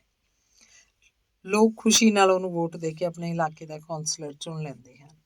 ਇਸ ਨਾਲ ਹਰ ਫਿਰਕੇ ਤੇ ਹਰ ਮਜ਼ਹਬ ਦਾ ਬੰਦਾ ਖੁਸ਼ ਸੀ। ਇੱਕ ਪਾਕਿਸਤਾਨੀ ਵੀਰ ਦੇ ਦਿਮਾਗ 'ਚ ਇੱਕ ਸ਼ਰਾਰਤ ਨੇ ਸਿਰ ਚੁੱਕਿਆ ਤੇ ਉਹਨੇ ਸੋਚਿਆ ਕਿ ਸ਼ਰਧਾ ਦਾ ਹਥਿਆਰ ਕਿਉਂ ਨਾ ਵਰਤਿਆ ਜਾਏ ਤੇ ਸ਼ੁਦਾਈਆਂ ਦੇ ਸ਼ੁਦਾ ਕੋਲੋਂ ਕਿਉਂ ਨਾ ਕੰਮ ਲਿਆ ਜਾਏ। ਉਹਨੇ ਇੱਕ ਵੱਡੀ ਮਸੀਤ ਦੇ ਜਰਨੈਲ ਮੌਲਵੀ ਦੇ ਹੱਥ ਸਾਈ ਫੜਾਈ ਤੇ ਸੌਦਾ ਕੀਤਾ ਕਿ ਐਤਕੀ ਉਸ ਵਾਰਡ ਵਿੱਚੋਂ ਕੌਂਸਲਰ ਦੀ ਸੀਟ ਉੱਤੇ ਲੜਨਾ ਚਾਹੁੰਦਾ ਤੇ ਤੂੰ ਆਪਣੇ ਮੰਨਣ ਵਾਲੇ ਸ਼ੁਦਾਈਆਂ ਦੀ ਖੁਰਲੀ 'ਚ ਸ਼ਰਧਾ ਦਾ ਕੋਈ ਅਜਿਹਾ ਭਾਰ ਪਾ ਕਿ ਇਸ ਵਾਰ ਸਿਆਸਤ ਦਾ ਦੁੱਧ ਮੈਂ ਝੋ ਲਵਾਂ। ਮੌਲਵੀ ਨੇ ਕਿਹਾ, ਗੱਲ ਹੀ ਕੋਈ ਨਹੀਂ, ਸ਼ਰਧਾ ਮੌਜੂਦ ਹੈ, ਸ਼ੁਦਾਈ ਜਿਉਂਦੇ ਨੇ। ਅਗਲੇ ਜੁਮੇ ਯਾਨੀ ਸ਼ੁੱਕਰਵਾਰ ਦੇ ਇਕੱਠ 'ਚ ਉਹਨਾਂ ਨੇ ਆਪਣੀ ਅੰਨੀ ਸ਼ਰਧਾ ਦਾ ਫਤਵਾ ਜਾਰੀ ਕੀਤਾ ਕਿ ਜਿਹੜਾ ਬੰਦਾ ਮੁਸਲਮਾਨ ਨੂੰ ਛੱਡ ਕੇ ਹੋਰ ਮਜ਼ਹਬ ਵਾਲੇ ਨੂੰ ਵੋਟ ਪਾਏਗਾ ਕਾਫਰ ਹੋ ਜਾਏਗਾ। ਇਹ ਗੱਲ ਇਲਾਕੇ 'ਚ ਧੁੰਮ ਗਈ ਤੇ ਇੱਕ ਦਿਨ ਮੈਨੂੰ ਉਹ ਸਰਦਾਰ ਮਿਲਿਆ ਤੇ ਮੈਂ ਸਰਸਰੀ ਗੱਲ ਕੀਤੀ ਤਾਂ ਉਹ ਫਕੀਰ ਤਬੀਅਤ ਆਖਣ ਲੱਗਾ, ਮਲਿਕ ਜੀ ਮੈਨੂੰ ਵੀ ਪਤਾ ਲੱਗਾ ਸੀ, ਪਰ ਮੈਂ ਤੇ ਕੌਂਸਲਰ ਲੋਕਾਂ ਦੇ ਆਖੇ ਬਣ ਜਾਂਦਾ ਹਾਂ, ਇਹ ਮੇਰੀ ਜ਼ਰੂਰਤ ਨਹੀਂ ਹੈ। ਅਸੀਂ ਮੀਆਂ ਬੀਵੀ ਅਧਿਆਪਕ ਤੇ ਪੁੱਤਰ ਡਾਕਟਰ ਹੈ, ਪਰ ਜੇ ਮੁਸਲਮਾਨ ਮੈਨੂੰ ਵੋਟ ਨਾ ਦੇ ਕੇ ਕੁਫਰ ਤੋਂ ਬਚ ਸਕਦੇ ਨੇ ਤਾਂ ਮੈਂ ਖੁਸ਼ ਹਾਂ। ਇੰਜ ਹੀ ਹੋਇਆ ਕਿ ਉਹ ਪਾਕਿਸਤਾਨੀ ਕੌਂਸਲਰ ਬਣ ਗਿਆ। ਇਸ ਤਰ੍ਹਾਂ ਮੇਰੀ ਇਸ ਗੱਲ ਦੀ ਤਸਦੀਕ ਹੋ ਜਾਂਦੀ ਹੈ ਕਿ ਸ਼ਰਧਾ ਸਿਆਸਤ ਉੱਤੇ ਵੀ ਰਾਜ ਕਰਦੀ ਹੈ। ਅੱਜ ਇਹ ਸ਼ਰਧਾ ਆਲਮੀ ਪੱਧਰ ਉੱਤੇ ਹਕੂਮਤਾਂ ਉਲਟਦੀ ਤੇ ਬਾਦਸ਼ਾਹੀਆਂ ਨੂੰ ਢਾਹ ਲਾਉਂਦੀ ਹੈ। ਮਸੀਤ ਵਿੱਚ ਕੀਤੇ ਪਾਪ ਬਾਰੇ ਜਦੋਂ ਮੈਨੂੰ ਪਤਾ ਲੱਗਾ ਤਾਂ ਮੇਰੇ ਸਬਰ ਨੇ ਬਗਾਵਤ ਲਈ ਧੌਣ ਚੁੱਕ ਲਈ, ਕਿਉਂਕਿ ਅੰਗਰੇਜ਼ ਦੇ ਮੁਲਕ ਵਿੱਚ ਕੌਂਸਲਰ ਬਣਨ ਲਈ ਸਿੱਖ ਜਾਂ ਮੁਸਲਮਾਨ ਹੋਣ ਦੀ ਲੋੜ ਨਹੀਂ, ਸਿਰਫ ਇਨਸਾਨ ਹੋਣ ਦੀ ਲੋੜ ਹੁੰਦੀ ਹੈ। ਨਾ ਤੇ ਸਿੱਖ ਨੇ ਗੁਰਦੁਆਰੇ ਨੂੰ ਪੋਚਾ ਫੇਰਨਾ ਸੀ ਤੇ ਨਾ ਮੁਸਲਮਾਨ ਨੇ ਮਸਜਿਦ ਦੇ ਮਨਾਰੇ ਉੱਚੇ ਕਰਨੇ ਸਨ। ਲੇਕਿਨ ਮਜ਼ਦੂਰ ਹੋ ਕੇ ਮੈਂ ਆਪਣੇ ਸਬਰ ਨੂੰ ਪੁਚਕਾਰ ਸ਼ਿਸ਼ਕਾਰ ਕੇ ਅਕਲ ਦੇ ਪਿੰਜਰੇ ਵਿੱਚ ਡੱਕਿਆ, ਕਿਉਂਕਿ ਅੱਗੇ ਹੀ ਮੈਨੂੰ ਆਪਣੀ ਬੋਲੀ ਪੰਜਾਬੀ ਨਾਲ ਪਿਆਰ ਕਰਨ ਦੇ ਜੁਰਮ 'ਚ ਛਿੱਤਰ ਪਤਾੰਗ ਹੋ ਚੁੱਕੇ ਸੀ ਕਿ ਸਿੱਖਾਂ ਦੀ ਬੋਲੀ ਦਾ ਪ੍ਰਚਾਰ ਕਰਦਾ ਹੈ ਅਮੀਨ ਮਲਿਕ। ਧਰਮ ਦੇ ਨਾਂ ਉੱਤੇ ਵੰਡੀ ਜਾਣ ਵਾਲੀ ਅੰਨੀ ਸ਼ਰਧਾ ਅੱਜ ਦੇ ਦੌਰ 'ਚ ਬੜਾ ਹੀ ਵਿਗਾੜ ਪਾ ਚੁੱਕੀ ਹੈ। ਮੈਂ ਵੀ ਨਹੀਂ ਆਖਦਾ ਕਿ ਧਰਮ ਜਿਹੀ ਠੰਡੀ ਥਾਂ ਛੱਡ ਕੇ ਕੁਫਰ ਦੀ ਅੱਗ 'ਚ ਛਾਲ ਮਾਰ ਦਿਓ। ਅੱਜ ਤੱਕ ਕਿਸੇ ਵੀ ਧਰਮ ਨੇ ਕੋਈ ਪੁੱਠੀ ਮੱਤ ਨਹੀਂ ਦਿੱਤੀ। ਪੂਜਾ ਦੇ ਰੰਗ ਢੰਗ ਵੱਖਰੇ ਹੋ ਸਕਦੇ ਨੇ, ਪਰ ਰਾਹ ਹਰ ਧਰਮ ਨੇ ਸਿੱਧਾ ਹੀ ਦੱਸਿਆ। ਹਰ ਰਾਹ ਇਨਸਾਨੀਅਤ ਦੀ ਬਸਤੀ ਵੱਲ ਹੀ ਜਾਂਦਾ ਹੈ, ਪਰ ਧਰਮਾਂ ਦੇ ਨਾਂ ਉੱਤੇ ਖੇਡਾਂ ਖੇਡਣ ਵਾਲੇ ਕਾਰੀਗਰ ਸ਼ਿਕਾਰੀਆਂ ਦੀ ਲੱਗੀ ਫਾਹੀ ਤੋਂ ਬਚਣਾ ਬੜਾ ਹੀ ਔਖਾ ਹੈ। ਇੱਥੇ ਮੇਰੇ ਇੱਕ ਵਿਛੜੇ ਯਾਰ ਸਵਰਗੀ ਅਲਤਾਫ ਹੁਸੈਨ ਦੀ ਗੱਲ ਬਾਰ-ਬਾਰ ਯਾਦ ਆਉਂਦੀ ਹੈ, ਜੋ ਬੜੀ ਢੁਕਦੀ ਫੱਬਦੀ ਹੈ। ਉਹ ਕਹਿੰਦਾ ਹੁੰਦਾ ਸੀ, ਓਏ ਮਲਿਕਾ, ਜ਼ਾਹਿਲ ਦੀ ਸ਼ਰਧਾ ਤੇ ਖੋਤੇ ਦੀ ਅੜੀ ਜਿੱਥੇ ਅੜ ਗਈ ਸੋ ਅੜ ਗਈ। ਜ਼ਾਹਿਲ ਇਨਸਾਨ ਵਾਂਗ ਖੋਤੇ ਨੂੰ ਵੀ ਖੂਹ 'ਚ ਸੁੱਟਣਾ ਹੋਵੇ ਤਾਂ ਉਹਦੀ ਪਛਾੜੀ ਖੂਹ ਵੱਲ ਕਰਕੇ ਆਪਣੇ ਵੱਲ ਖਿੱਚੋ ਤਾਂ ਪੁੱਠੇ ਪਾਸੇ ਜਾ ਕੇ ਆਪਣੀ ਖੂਹ 'ਚ ਡਿੱਗ ਪਏਗਾ। ਇੰਝ ਹੀ ਇੱਕ ਅੱਖੀ ਡਿੱਠਾ ਇਸ ਅੰਨੀ ਤੇ ਜ਼ਾਹਿਲ ਸ਼ਰਧਾ ਦੀ ਕੁੱਖੋਂ ਜੰਮਿਆ ਇੱਕ ਦਰਦਨਾਕ ਹਾਦਸਾ ਸੁਣਾ ਰਿਹਾ। 1958 ਦੀ ਗੱਲ ਹੈ ਕਿ ਸਾਡੇ ਨਾਲ ਦੇ ਪਿੰਡ ਚੂਲੇ ਵਿੱਚ ਇੱਕ ਪੀਰ ਨੇ ਆਪਣੇ ਸ਼ਰਧਾਲੂ ਨੂੰ ਸ਼ੁਦਾ ਦੀ ਸ਼ਰਦਾਈ ਦਾ ਪਿਆਲਾ ਪਿਆ ਕੇ ਆਖਿਆ ਕਿ ਤੇਰੇ ਘਰ ਤੇ ਟੱਬਰ ਦੀ ਖੈਰ ਇਸੇ ਵਿੱਚ ਹੀ ਹੈ ਕਿ ਤੂੰ ਆਪਣੇ ਨਿੱਕੇ ਜਿਹੇ ਪੁੱਤਰ ਨੂੰ ਹੱਥੀਂ ਅੱਲਾ ਦੇ ਨਾਂ ਤੇ ਕੁਰਬਾਨ ਕਰ ਦੇ, ਕਿਉਂਕਿ ਇਹ ਰੱਬੀ ਹੁਕਮ ਹੋਇਆ ਹੈ। ਸ਼ਰਧਾਲੂ ਨੇ ਆਪਣੀ ਘਰਵਾਲੀ ਨੂੰ ਆਖਿਆ, ਮੈਨੂੰ ਰੋਜ਼ ਹੀ ਰਾਤੀ ਖੁਆਬ 'ਚ ਅੱਲਾ ਆਖਦਾ ਹੈ ਕਿ ਮੇਰੇ ਹੁਕਮ ਨਾਲ ਪੁੱਤਰ ਨੂੰ ਕੁਰਬਾਨ ਕਰ ਦੇ। ਘਰਵਾਲੀ ਨੇ ਬੜੇ ਹਾੜੇ ਵਾਸਤੇ ਤੇ ਤਰਲੇ ਮਾਰੇ ਕਿ ਇੰਜ ਨਾ ਕਰੀ, ਪਰ ਜ਼ਾਹਿਲ ਦੀ ਪਛਾੜੀ ਵੀ ਬਰਬਾਦੀ ਤੇ ਖੂਹ ਵੱਲ ਸੀ, ਉਹਨੇ ਡਿੱਗਣਾ ਹੀ ਡਿੱਗਣਾ ਸੀ। ਇੱਕ ਦਿਨ ਬਾਹਰ ਪੈਲੀਆਂ 'ਚ ਖਲੋ ਕੇ ਮਾਸੂਮ ਬਾਲ ਦੇ ਗਲ ਉੱਤੇ ਛੁਰੀ ਫੇਰ ਦਿੱਤੀ। ਇਹ ਮਾਰੂ ਸ਼ਰਧਾ ਨਾਮੁਮਕਿਨ ਨੂੰ ਵੀ ਮੁਮਕਿਨ ਬਣਾ ਸਕਦੀ ਹੈ। ਗੱਲ ਅੱਗ ਵਾਂਗ ਖਿਲਰ ਗਈ ਤੇ ਹਰ ਪਾਸੇ ਰੌਲਾ ਪੈ ਗਿਆ। ਪੁਲਿਸ ਨੇ ਕਤਲ ਕੇਸ ਬਣਾ ਕੇ ਭਾਲ ਸ਼ੁਰੂ ਕਰ ਦਿੱਤੀ ਤੇ ਅਖੀਰ ਪੀਰ ਸਾਹਿਬ ਵੀ ਨੱਪੇ ਗਏ। ਦੋਹਾਂ ਨੂੰ ਛਤਰੌਲ ਹੋਈ ਤੇ ਵਿੱਚੋਂ ਥੋਰ ਵਰਗੀ ਕੰਡਿਆਲੀ ਅਸਲੀਅਤ ਨਿਕਲ ਆਈ ਕਿ ਪੁੱਤਰ ਦੀ ਕੁਰਬਾਨੀ ਦੇਣ ਵਾਲੇ ਬੰਦੇ ਦੇ ਸ਼ਰੀਕਾਂ ਨੇ ਪੀਰ ਸਾਹਿਬ ਨੂੰ ਪੈਸਾ ਚਾੜਿਆ ਤੇ ਜ਼ਮੀਨ ਦੇ ਲਾਲਚ ਲਈ ਪੀਰ ਨੂੰ ਵਰਤ ਕੇ ਇਹ ਕਾਰਾ ਕਰਵਾ ਦਿੱਤਾ। ਇਹ ਸ਼ਰਧਾ ਦਾ ਸ਼ੁਦਾ ਵੀ ਇੱਕ ਅਜਿਹੀ ਸ਼ਰਦਾਈ ਹੈ ਜਿਹਨੂੰ ਪੀ ਕੇ ਅਕਲ ਦਾ ਮੱਕੂ ਠੱਪਿਆ ਜਾਂਦਾ ਹੈ। ਅੱਜ ਕੱਲ੍ਹ ਜਿਹੜੇ ਲੱਕ ਉੱਤੇ ਬੰਬ ਬੰਨ੍ਹ ਕੇ ਇਸਲਾਮ ਦੇ ਨਾਂ ਉੱਤੇ ਜੰਨਤ ਹਾਸਲ ਕਰਨ ਲਈ ਆਪਣੀ ਵੀ ਨਾਲ ਹੱਤਿਆ ਕਰ ਲੈਂਦੇ ਨੇ, ਉਹਨਾਂ ਇਸੇ ਸ਼ਰਦਾਈ ਦਾ ਘੁੱਟ ਪੀਤਾ ਹੁੰਦਾ ਹੈ। ਮੈਂ ਵੀ ਆਖ ਚੁੱਕਾਂ ਕਿ ਮਾਰੂ ਜਾਂ ਉਜਾੜੂ ਸ਼ਰਧਾ ਤੋਂ ਵੱਖ ਸਾਰੂ ਸ਼ਰਧਾ ਵੀ ਹੈ, ਜੋ ਕਿਸਮਤ ਵਾਲੇ ਨੂੰ ਕਿਸੇ ਅੱਲਾ ਵਾਲੇ ਕੋਲੋਂ ਲੱਭ ਜਾਂਦੀ ਹੈ। ਇਹ ਟਕੇ ਟੋਕਰੀ ਵਿਕਣ ਵਾਲੇ, ਕੱਟੀ ਵੱਛੀ ਦੇ ਚੋਰ ਪੀਰਾਂ ਫਕੀਰਾਂ ਬਾਬਿਆਂ ਤੋਂ ਵੱਖ ਕੁਝ ਰੱਬ ਦੇ ਨਾਂ ਵਾਲੇ ਵੀ ਇਸ ਦੁਨੀਆ 'ਚ ਹੀ ਵਸਦੇ ਨੇ।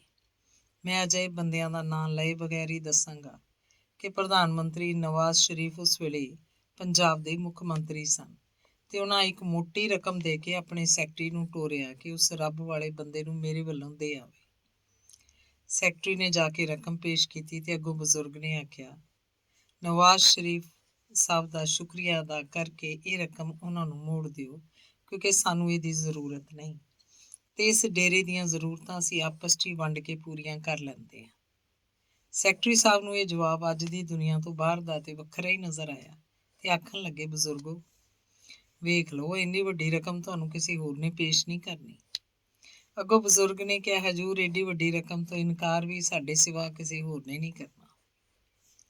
ਮਿਹਰਬਾਨੀ ਫਰਮਾ ਕੇ ਰਕਮ ਤੁਸੀਂ ਵਾਪਸ ਲੈ ਜਾਓ।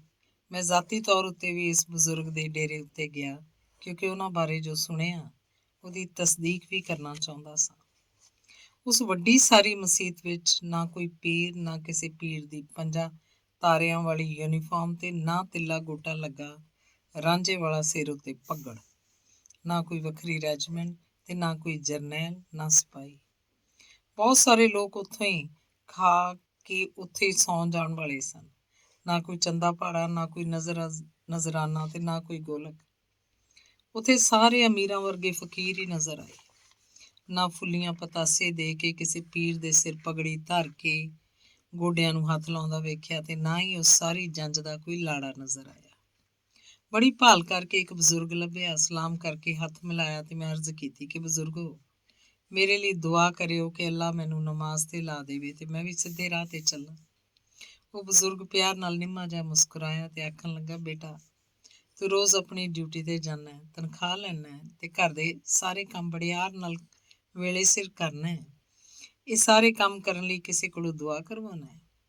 ਬਗੈਰ ਕਿਸੇ ਕੋਲੋਂ ਦੁਆ ਕਰਵਾਏ ਦੁਨੀਆ ਦੇ ਕੰਮ ਇਸ ਲਈ ਕਰੀ ਜਾਣਾ ਹੈ ਕਿ ਇਸ 'ਚ ਫਾਇਦਾ ਤੇ ਕੋਈ ਲੱਭਤ ਹੈ। ਸਿੱਧੀ ਰਾਹ ਜਾਂ ਨਮਾਜ਼ ਲਈ ਹੀ ਦੁਆ ਦੀ ਕਿਉਂ ਲੋੜ ਪੈਂਦੀ ਹੈ? ਇਹ ਸਭ ਕੁਝ ਇਸ ਕਰਕੇ ਕਰੀ ਜਾਣਾ ਕਿ ਇਹਦਾ ਫਾਇਦਾ ਦੁਨੀਆ ਤੇ ਹੀ ਮਿਲ ਰਿਹਾ। ਜਿਸ ਦਿਨ ਤੈਨੂੰ ਇਹ ਯਕੀਨ ਹੋ ਜਾਏਗਾ ਕਿ ਉੱਤੇ ਵੇਖਣ ਵਾਲਾ ਰੱਬ ਵੀ ਹੈ, ਉਹ ਵੇਖ ਰਿਹਾ ਤੇ ਮੇਰੇ ਚੰਗੇ ਮੰਦੇ ਦੀ ਮੈਨੂੰ ਜਜ਼ਾ ਤੇ ਸਜ਼ਾ ਵੀ ਜ਼ਰੂਰ ਦੇਗਾ, ਉਸ ਦਿਨ ਤੈਨੂੰ ਕਿਸੇ ਕੋਲੋਂ ਦੁਆ ਮੰਗਵਾਉਣ ਦੀ ਲੋੜ ਨਹੀਂ ਪਏਗੀ। ਤੂੰ ਆਪਣਾ ਦਵਾ ਦਾਰੂ ਤੇ ਦੁਆ ਆਪ ਹੀ ਬਣ ਜਾਏਗਾ।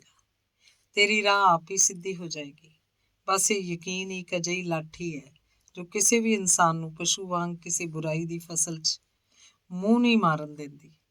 ਬਾਕੀ ਹਰ ਇਨਸਾਨ ਆਪਣੇ ਚੰਗੇ ਮੰਦੇ ਤੋਂ ਜਾਣੂ ਹੈ, ਕੁਝ ਦੱਸਣ ਦੀ ਲੋੜ ਨਹੀਂ। ਜਾ ਬੇਟਾ 5 ਵੇਲੇ ਨਮਾਜ਼ ਪੜ੍ਹਿਆ ਕਰ, ਇਹੀ ਰੱਬ ਦਾ ਹੁਕਮ ਹੈ। ਫਿਰ ਆਪ ਹੀ ਦੁਆ ਮੰਗ ਕੇ, ਯਾ ਅੱਲਾ ਮੈਨੂੰ ਸਿੱਧੀ ਰਾਹ ਤੇ ਚਲਾਵੀਂ। ਜਿਹੜੀ ਦੁਆ ਤੂੰ ਰੱਬ ਕੋਲੋਂ ਡਰ ਕੇ ਆਪ ਮੰਗਣੀ ਹੈ, ਉਸ ਵਰਗੀ ਦੁਆ ਤੈਨੂੰ ਕਿੱਧਰੋਂ ਨਹੀਂ ਲੱਭਣੀ। ਇਹ ਗੱਲਾਂ ਸੁਣ ਕੇ ਮੈਂ ਉੱਥੇ ਸ਼ਾਮ ਵੇਲੇ ਦੀ ਨਮਾਜ਼ ਪੜ੍ਹੀ ਤੇ ਪਰਤ ਆਇਆ। ਜੀ ਕਰਦਾ ਰਿਹਾ, ਪਰ ਵੇਲੇ ਨੇ ਮਸਰੂਫੀਅਤ ਦੀ ਅਜਿਹੀ ਚੜ੍ਹੀ ਦਿੱਤੀ ਕਿ ਦੁਬਾਰਾ ਮੈਂ ਉਸ ਥਾਂ ਨਾ ਜਾ ਸਕਿਆ। ਹੁਣ ਮੇਰੀ ਕਿਹੜੀ ਤੇ ਕਿੰਜ ਦੀ ਸ਼ਰਧਾ ਹੈ, ਕਿਸੇ ਨੂੰ ਕੀ ਦੱਸਾਂ। ਦੁਆ ਹੈ ਕਿ ਧਰਮ ਬਾਰੇ ਕੋਈ ਵੀ ਬਦਨਸੀਬ ਸ਼ੁਦਾ ਵਰਗੀ ਅੰਨੀ ਸ਼ਰਧਾ ਦਾ ਪਿਆਲਾ ਸਾਫ਼ ਸੁਥਰੀ ਝੀਲ ਦੀ ਬਜਾਏ ਕਿਸੇ ਗੰਦੇ ਛੱਪੜ 'ਚੋਂ ਭਰ ਕੇ ਨਾ ਪੀ ਲੈ। ਅਕਲ ਰੱਬ ਦੀ ਦਿੱਤੀ ਹੋਈ ਇੱਕ ਅਜਿਹੀ ਨਾਯਾਬ ਤੇ ਕੀਮਤੀ ਸ਼ੈ ਹੈ ਕਿ ਇਹ ਦੋਹਾਂ ਜਹਾਨਾਂ ਨੂੰ ਸਵਾਰਨ ਤੇ ਸੁਧਾਰਨ ਦੇ ਕੰਮ ਆਉਂਦੀ ਹੈ। ਇਹ ਵੱਖਰੀ ਗੱਲ ਹੈ ਕਿ ਕਈ ਨਿਮਾਣੇ ਅਕਲ ਹੁੰਦਿਆਂ ਹੋਇਆਂ ਵੀ ਅਕਲ ਨੂੰ ਵਰਤਦੇ ਨਹੀਂ। ਲਾਠੀ ਹੱਥ 'ਚ ਹੁੰਦਿਆਂ ਵੀ ਕਾਲੇ ਨਾਗ ਦਾ ਹੱਥੀਂ ਡੰਗ ਮਰਵਾ ਲੈਂਦੇ ਨੇ। ਉਹ ਲੋਕ ਜੋ ਇਹ ਸਮਝਦੇ ਨੇ ਕਿ ਮੇਰਾ ਧੰਦਾ, ਹਰ ਜ਼ਰੂਰਤ ਤੇ ਰੋਟੀ ਪਾਣੀ ਪੀਰ ਦੇ ਹੱਥ ਹੀ ਹੈ, ਉਸ ਲਈ ਫਿਰ ਰੱਬ ਦੇ ਸਾਰੇ ਇਖਤਿਆਰ ਤਾਂ ਮੁੱਕ ਗਏ।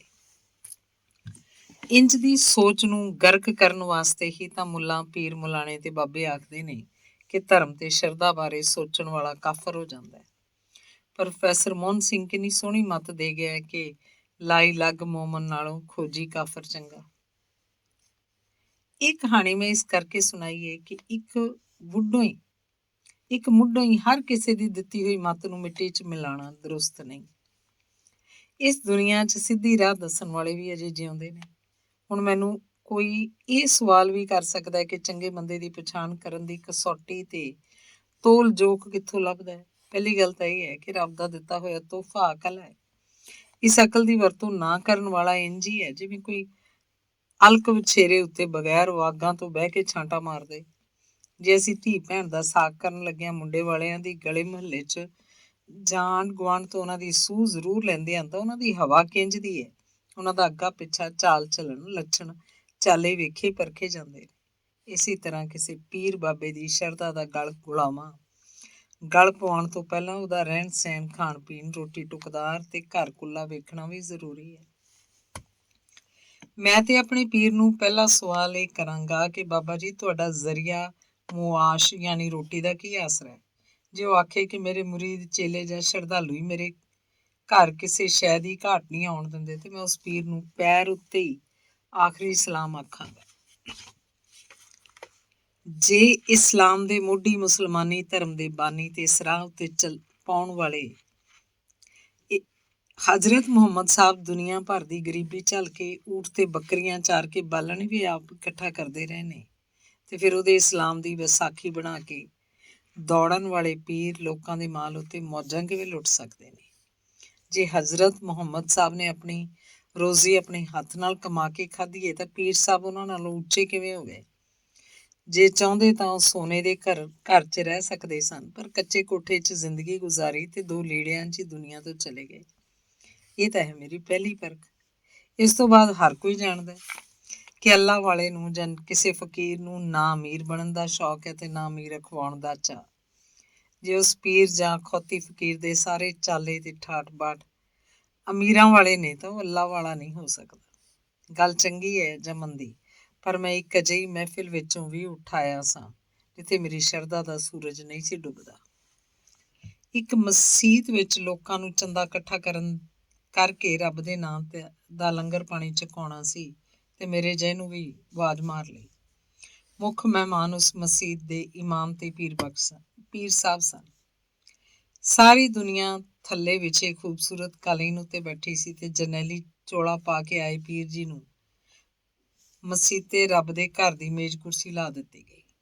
ਜੇ ਰੱਬ ਦੇ ਘਰ ਵਿੱਚ ਵੀ ਸਭ ਬਰਾਬਰ ਨੇ ਤਾਂ ਫਿਰ ਪੀਰ ਸਾਹਿਬ ਨੂੰ ਟੰਗਣੇ ਤੇ ਕਿਉਂ ਟੰਗਿਆ ਗਿਆ। ਇਹੀ ਮੌਲਵੀ ਜੀ ਹਰ ਰੋਜ਼ ਬਰਾਬਰੀ ਦਾ ਸਬਕ ਦਿੰਦੇ ਹੋਏ ਰੋਜ਼ ਇਹ ਸ਼ੇਅਰ ਪੜ੍ਹਦੇ ਨੇ ਕਿ ਇੱਕ ਹੀ ਸਫ ਮੇਂ ਖੜੇ ਹੋ ਗਏ ਮਹਿਮੂਦੋ ਆਯਾਸ਼। ਆਖਣ ਵਾਲੀਆਂ ਗੱਲਾਂ ਹੋਰ ਤੇ ਕਰਨ ਵਾਲੀਆਂ ਹੋਰ। ਇਹ ਦੀਨ ਤੇ ਇਸਲਾਮ ਦੀ ਮਹਿਫਿਲ ਸੀ। ਜੇ ਦੁਨੀਆਦਾਰੀ ਦਾ ਸਮਾਗਮ ਹੁੰਦਾ ਤੇ ਨਵਾਜ਼ ਸ਼ਰੀਫ ਜਾਂ ਮੋਦੀ ਨੂੰ ਉੱਚੀ ਕੁਰਸੀ ਢੁੱਕਦੀ ਸੀ। ਮੈਂ ਉੱਥੇ ਮੁਫਤ ਦੀ ਰੋਟੀ ਕੀ ਖਾਣੀ ਸੀ। ਬਸ ਇਹ ਦਿਲ ਸਾੜਨ ਵਾਲਾ ਮਾਜਰਾ ਵੇਖ ਕੇ ਉੱਠ ਆਇਆ। ਭੁੱਖਾ ਭਾਣਾ ਕੀ ਇਹ ਜ਼ਿਆਦਤੀ ਨਹੀਂ ਕਿ ਕੋਈ ਪੀਰ, ਫਕੀਰ ਜਾਂ ਮੁੱਲਾ ਹੱਥ ਹਿਲਾਏ ਬਗੈਰ ਤੇਰੇ ਮੇਰੇ ਜੇ ਮਜ਼ਦੂਰਾਂ ਦੀ ਦਿੱਤੀ ਕਮਾਈ ਉੱਤੇ ਮਹਿਲਾਂ ਵਿੱਚ ਰਵੇ, ਕਾਰਾਂ 'ਚ ਫਿਰੇ ਤੇ ਚੰਗਾ ਚੋਖਾ ਖਾਵੇ ਤੇ ਅੱਗੋਂ ਸਾਨੂੰ ਆਖੇ ਕਿ ਮੈਂ ਜੋ ਵੀ ਕਵਾਂ ਉਹਨੂੰ ਰੱਬ ਦਾ ਹੁਕਮ ਮੰਨ ਕੇ ਅੰਨ੍ਹੇਵਾਹ ਮੰਨੀ ਜਾਓ। ਬਸ ਇਹੀ ਜੇ ਸ਼ਰਧਾ ਦਾ ਸ਼ੁਦਾ। ਹੋ ਸਕਦਾ ਹੈ ਹਰ ਪਾਠਕ ਮੇਰੀ ਕਮਜ਼ੋਰ ਜਾਂ ਨਾਕਸ ਅਕਲ ਨਾਲ ਇਤਫਾਕ ਨਾ ਕਰੇ ਜਾਂ ਮੈਨੂੰ ਸ਼ੁਦਾਈ ਮਿਥ ਲਵੇ। ਮੈਂ ਸਭ ਕੁਝ ਕਿਸੇ ਧਰਮ ਦੇ ਮੁਸਾਫਿਰ ਦੀ ਰਾਹ ਬਦਲਣ ਵਾਸਤੇ ਨਹੀਂ ਲਿਖ ਰਿਹਾ। ਜੇ ਕਿਸੇ ਦੇ ਮਾਂ ਨਰੋਏ ਨੇ ਉਹ ਬਾਦੀ ਨਹੀਂ ਤਾਂ ਉਹਨੂੰ ਉਹ ਰਾਹ ਮੁਬਾਰਕ ਹੋਵੇ। ਦੱਸ ਚੁੱਕਾਂ ਕਿ ਅੱਜ ਵੀ ਦੁਨੀਆ 'ਚ ਰੱਬ ਦੇ ਬੰਦੇ ਵੀ ਵਸਦੇ ਨੇ। ਮੈਂ ਤਾਂ ਸਿਰਫ ਆਪਣੇ ਦੀਨ ਈਮਾਨ ਤੇ ਸ਼ਰਧਾ ਦਾ ਹਾਲ ਸੁਣਾ ਰਿਹਾ, ਵਰਨਾ ਮੈਂ ਕੌਣ ਹੁੰਨਾ ਕਿਸੇ ਨੂੰ ਮੌਤ ਦੇਣ ਵਾਲਾ। ਮੇਰੇ ਪੱਲੇ ਹੈ ਕੀ, ਅਖੇ ਲੱਤੋਂ ਲੰਗੜੀ ਤੇ ਅੰਬਰਸਰ ਦਾ ਦਾਈਆ। ਮੈਂ ਤਾਂ ਆਪ ਰੱਬ ਅੱਗੇ ਦੁਆ ਕਰਦਾ ਕਿ ਰੱਬਾ ਮੈਨੂੰ ਧਰਮ ਬਾਰੇ ਇੰਨੀ ਕੁ ਮੱਤ ਦੇ ਕਿ ਵਗਦੀ ਪਵਿੱਤਰ ਨਦੀ ਤੇ ਛੱਪੜ ਦੇ ਪਾਣੀ ਦੀ ਪਛਾਣ ਕਰ ਸਕਾਂ। ਮੈਨੂੰ ਸੂਝ ਹੋਵੇ ਕਿ ਕਿਹੜੀ ਰਾਹ ਮਸਜਿਦ, ਮੰਦਰ ਤੇ ਗੁਰੂ ਘਰ ਵੱਲ ਜਾਂਦੀ ਹੈ ਤੇ ਕਿਹੜੀ ਜੂਏ ਖਾਨੇ ਜਾਂ ਸ਼ਰਾਬ ਖਾਨੇ ਵੱਲ ਜਾ ਰਹੀ ਹੈ। ਇਹ ਮੇਰਾ ਅੱਜ ਵੀ ਯਕੀਨ ਹੈ ਕਿ ਜੇ ਕੋਈ ਰੱਬ ਵਾਲਾ ਫਕੀਰ ਟੱਕਰ ਜਾਏ ਤਾਂ ਉਹਦੇ ਪੈਰਾਂ ਦੀ ਮਿੱਟੀ ਵੀ ਮੇਰੇ ਮੱਥੇ ਦਾ ਤਿਲਕ ਹੈ। ਰੱਬ ਅੱਗੇ ਅਰਦਾਸ ਹੈ ਕਿ ਉਹ ਸਾਨੂੰ ਵੇਖਣ ਵਾਲੀ ਅੱਖ ਤੇ ਪਰਖਣ ਵਾਲੀ ਅਕਲ ਦੇਵੇ ਤਾਂ ਕਿ ਅਸੀਂ ਕਿਸੇ ਪਖੰਡੀ ਦੇ ਢਹਿ ਨਾ ਚੜ ਜਾਈਏ। ਜੇ ਕੋਈ ਅਜੇ ਵੀ ਧਰਮ ਬਾਰੇ ਜਾਂ ਮੇਰੀ ਸ਼ਰਧਾ ਨੂੰ ਭੈਂਗੀ ਅੱਖ ਨਾਲ ਵੇਖ ਰਿਹਾ ਹੈ ਤਾਂ ਦੱਸ ਦੇਵਾਂ ਕਿ ਪਖੰਡਾਂ ਦੀ ਪੀਰੀ ਮੁਰੀਦੀ ਦੀ ਜੇਲ੍ਹ ਭੁਗਤਣ ਵਾਲਿਆਂ ਵਿੱਚੋਂ ਨਹੀਂ, ਪਰ ਮੇਰੀ ਨਜ਼ਰ 'ਚ ਅੱਜ ਵੀ ਅਜਿਹੇ ਸ਼ਖਸ ਹਨ ਜਿਨ੍ਹਾਂ ਦੀ ਬਜ਼ੁਰਗੀ, ਪਾਕੀਜ਼ਗੀ ਤੇ ਨੇਕੀ ਨੂੰ ਸਲਾਮ ਕਰਦਾ ਹਾਂ। ਇਹਨਾਂ ਵਿੱਚੋਂ ਇੱਕ ਹਨ ਚੌਧਰੀ ਮੁਹੰਮਦ ਅਮੀਰ, ਜਿਨ੍ਹਾਂ ਨੂੰ ਰੇਲਵੇ 'ਚ ਕੰਮ ਕਰਦੇ 29 ਵਰ੍ਹੇ ਵੇਖਿਆ। ਉਹਨਾਂ ਵੱਡੇ ਵੱਡੇ ਅਹੁਦਿਆਂ ਉੱਤੇ ਕੰਮ ਕੀਤਾ ਤੇ ਆਖਰ ਰੇਲਵੇ ਦੇ ਚੀਫ ਇੰਜੀਨੀਅਰ ਹੋ ਕੇ ਬੜੇ ਵਕਾਰ ਨਾਲ ਰਿਟਾਇਰ ਹੋ ਗਏ।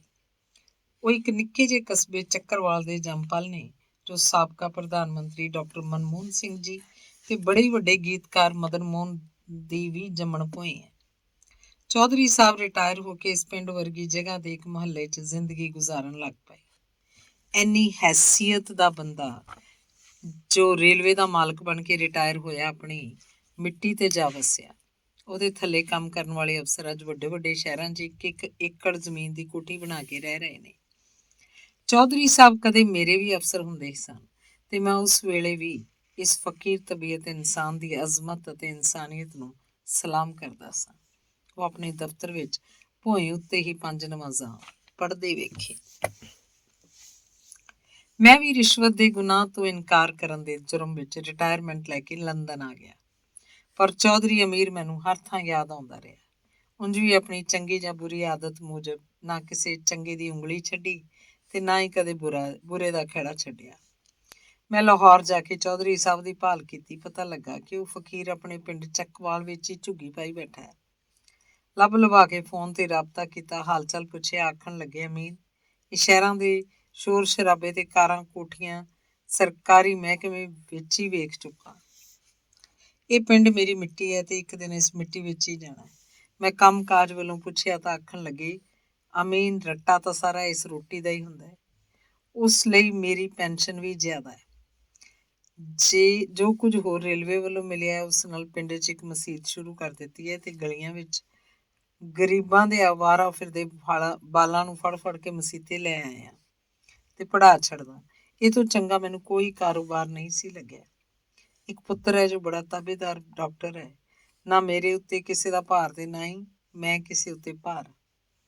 ਮੈਂ ਮਸੀਤ ਅਤੇ ਬਾਲਾਂ ਦੇ ਖਰਚੇ ਕੋਲੋਂ ਪੁੱਛਿਆ ਤਾਂ ਹੱਸ ਕੇ ਕਹਿਣ ਲੱਗੇ, ਅਮੀਨ, ਇਹ ਮਸੀਤ ਰੱਬ ਦਾ ਘਰ ਹੈ ਤੇ ਗਰੀਬ ਘਰ ਬਾਲ ਰੱਬ ਦੀ ਮਖਲੂਕ। ਰੱਬ ਆਪ ਹੀ ਜ਼ਿੰਮੇਵਾਰ ਹੈ ਤੇ ਉਹੀ ਕਾਰਸਾਜ਼ ਹੈ, ਉਹ ਸਭ ਦਾ ਪਾਲਣਹਾਰ ਹੈ।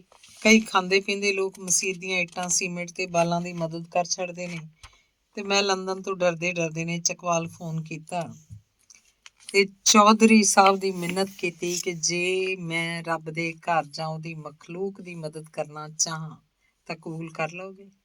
ਨਿੰਮਾ ਜਿਹਾ ਹੱਸ ਕੇ ਕਹਿਣ ਲੱਗਾ, ਆਮੀਨ, ਜੇ ਤਾਂ ਤੇਰੇ ਪੈਸੇ ਮੇਰੀ ਆਪਣੀ ਜ਼ਾਤ ਲਈ ਹੁੰਦੇ ਤਾਂ ਮੈਂ ਕਬੂਲ ਕਰਦਾ ਜਾਂ ਇਨਕਾਰ ਕਰ ਦਿੰਦਾ, ਪਰ ਇਹ ਮਾਮਲਾ ਤੇਰਾ ਤੇ ਰੱਬ ਦਾ ਹੈ।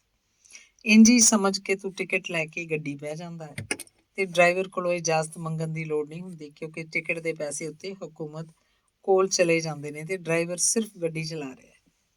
ਇਹ ਸਾਹਿਤਿਕ ਕਿਸਮ ਦੀ ਮਿਸਾਲ ਸੁਣ ਕੇ ਬੜਾ ਮਜ਼ਾ ਆਇਆ ਤੇ ਮੈਨੂੰ ਉਹ ਵੇਲੇ ਯਾਦ ਆਏ ਜਦੋਂ 1980 'ਚ ਮੇਰੀ ਪੋਸਟਿੰਗ ਬਤੌਰ mechanical instructor Walton training centre ਵਿੱਚ ਹੋਈ ਤੇ ਚੌਧਰੀ ਅਮੀਰ ਸਾਹਿਬ ਉੱਥੇ ਡਾਇਰੈਕਟਰ ਮਕੈਨੀਕਲ ਸਨ। ਮੈਂ ਆਪਣੀ ਚਿੱਠੀ ਦਿੱਤੀ, ਪੁੱਛਣ ਲੱਗ ਪਏ, ਪੜ੍ਹਾਉਣਾ ਤੇਰਾ ਸ਼ੌਕ ਵੀ ਹੈ ਕਿ ਸਿਰਫ ਨੌਕਰੀ ਕਰਨੀ ਹੈ। ਮੈਂ ਇਸ ਗੱਲ ਦੇ ਜਵਾਬ 'ਚ ਕੁਝ ਗੱਲਾਂ ਕੀਤੀਆਂ ਤਾਂ ਚੌਧਰੀ ਸਾਹਿਬ ਨਿੰਮਾ ਨਿੰਮਾ ਹੱਸ ਕੇ ਆਖਣ ਲੱਗੇ, ਤੁਮ ਕੋਈ ਸ਼ਾਇਰੀ ਵਾਇਰੀ ਵੀ ਕਰਤੇ ਹੋ?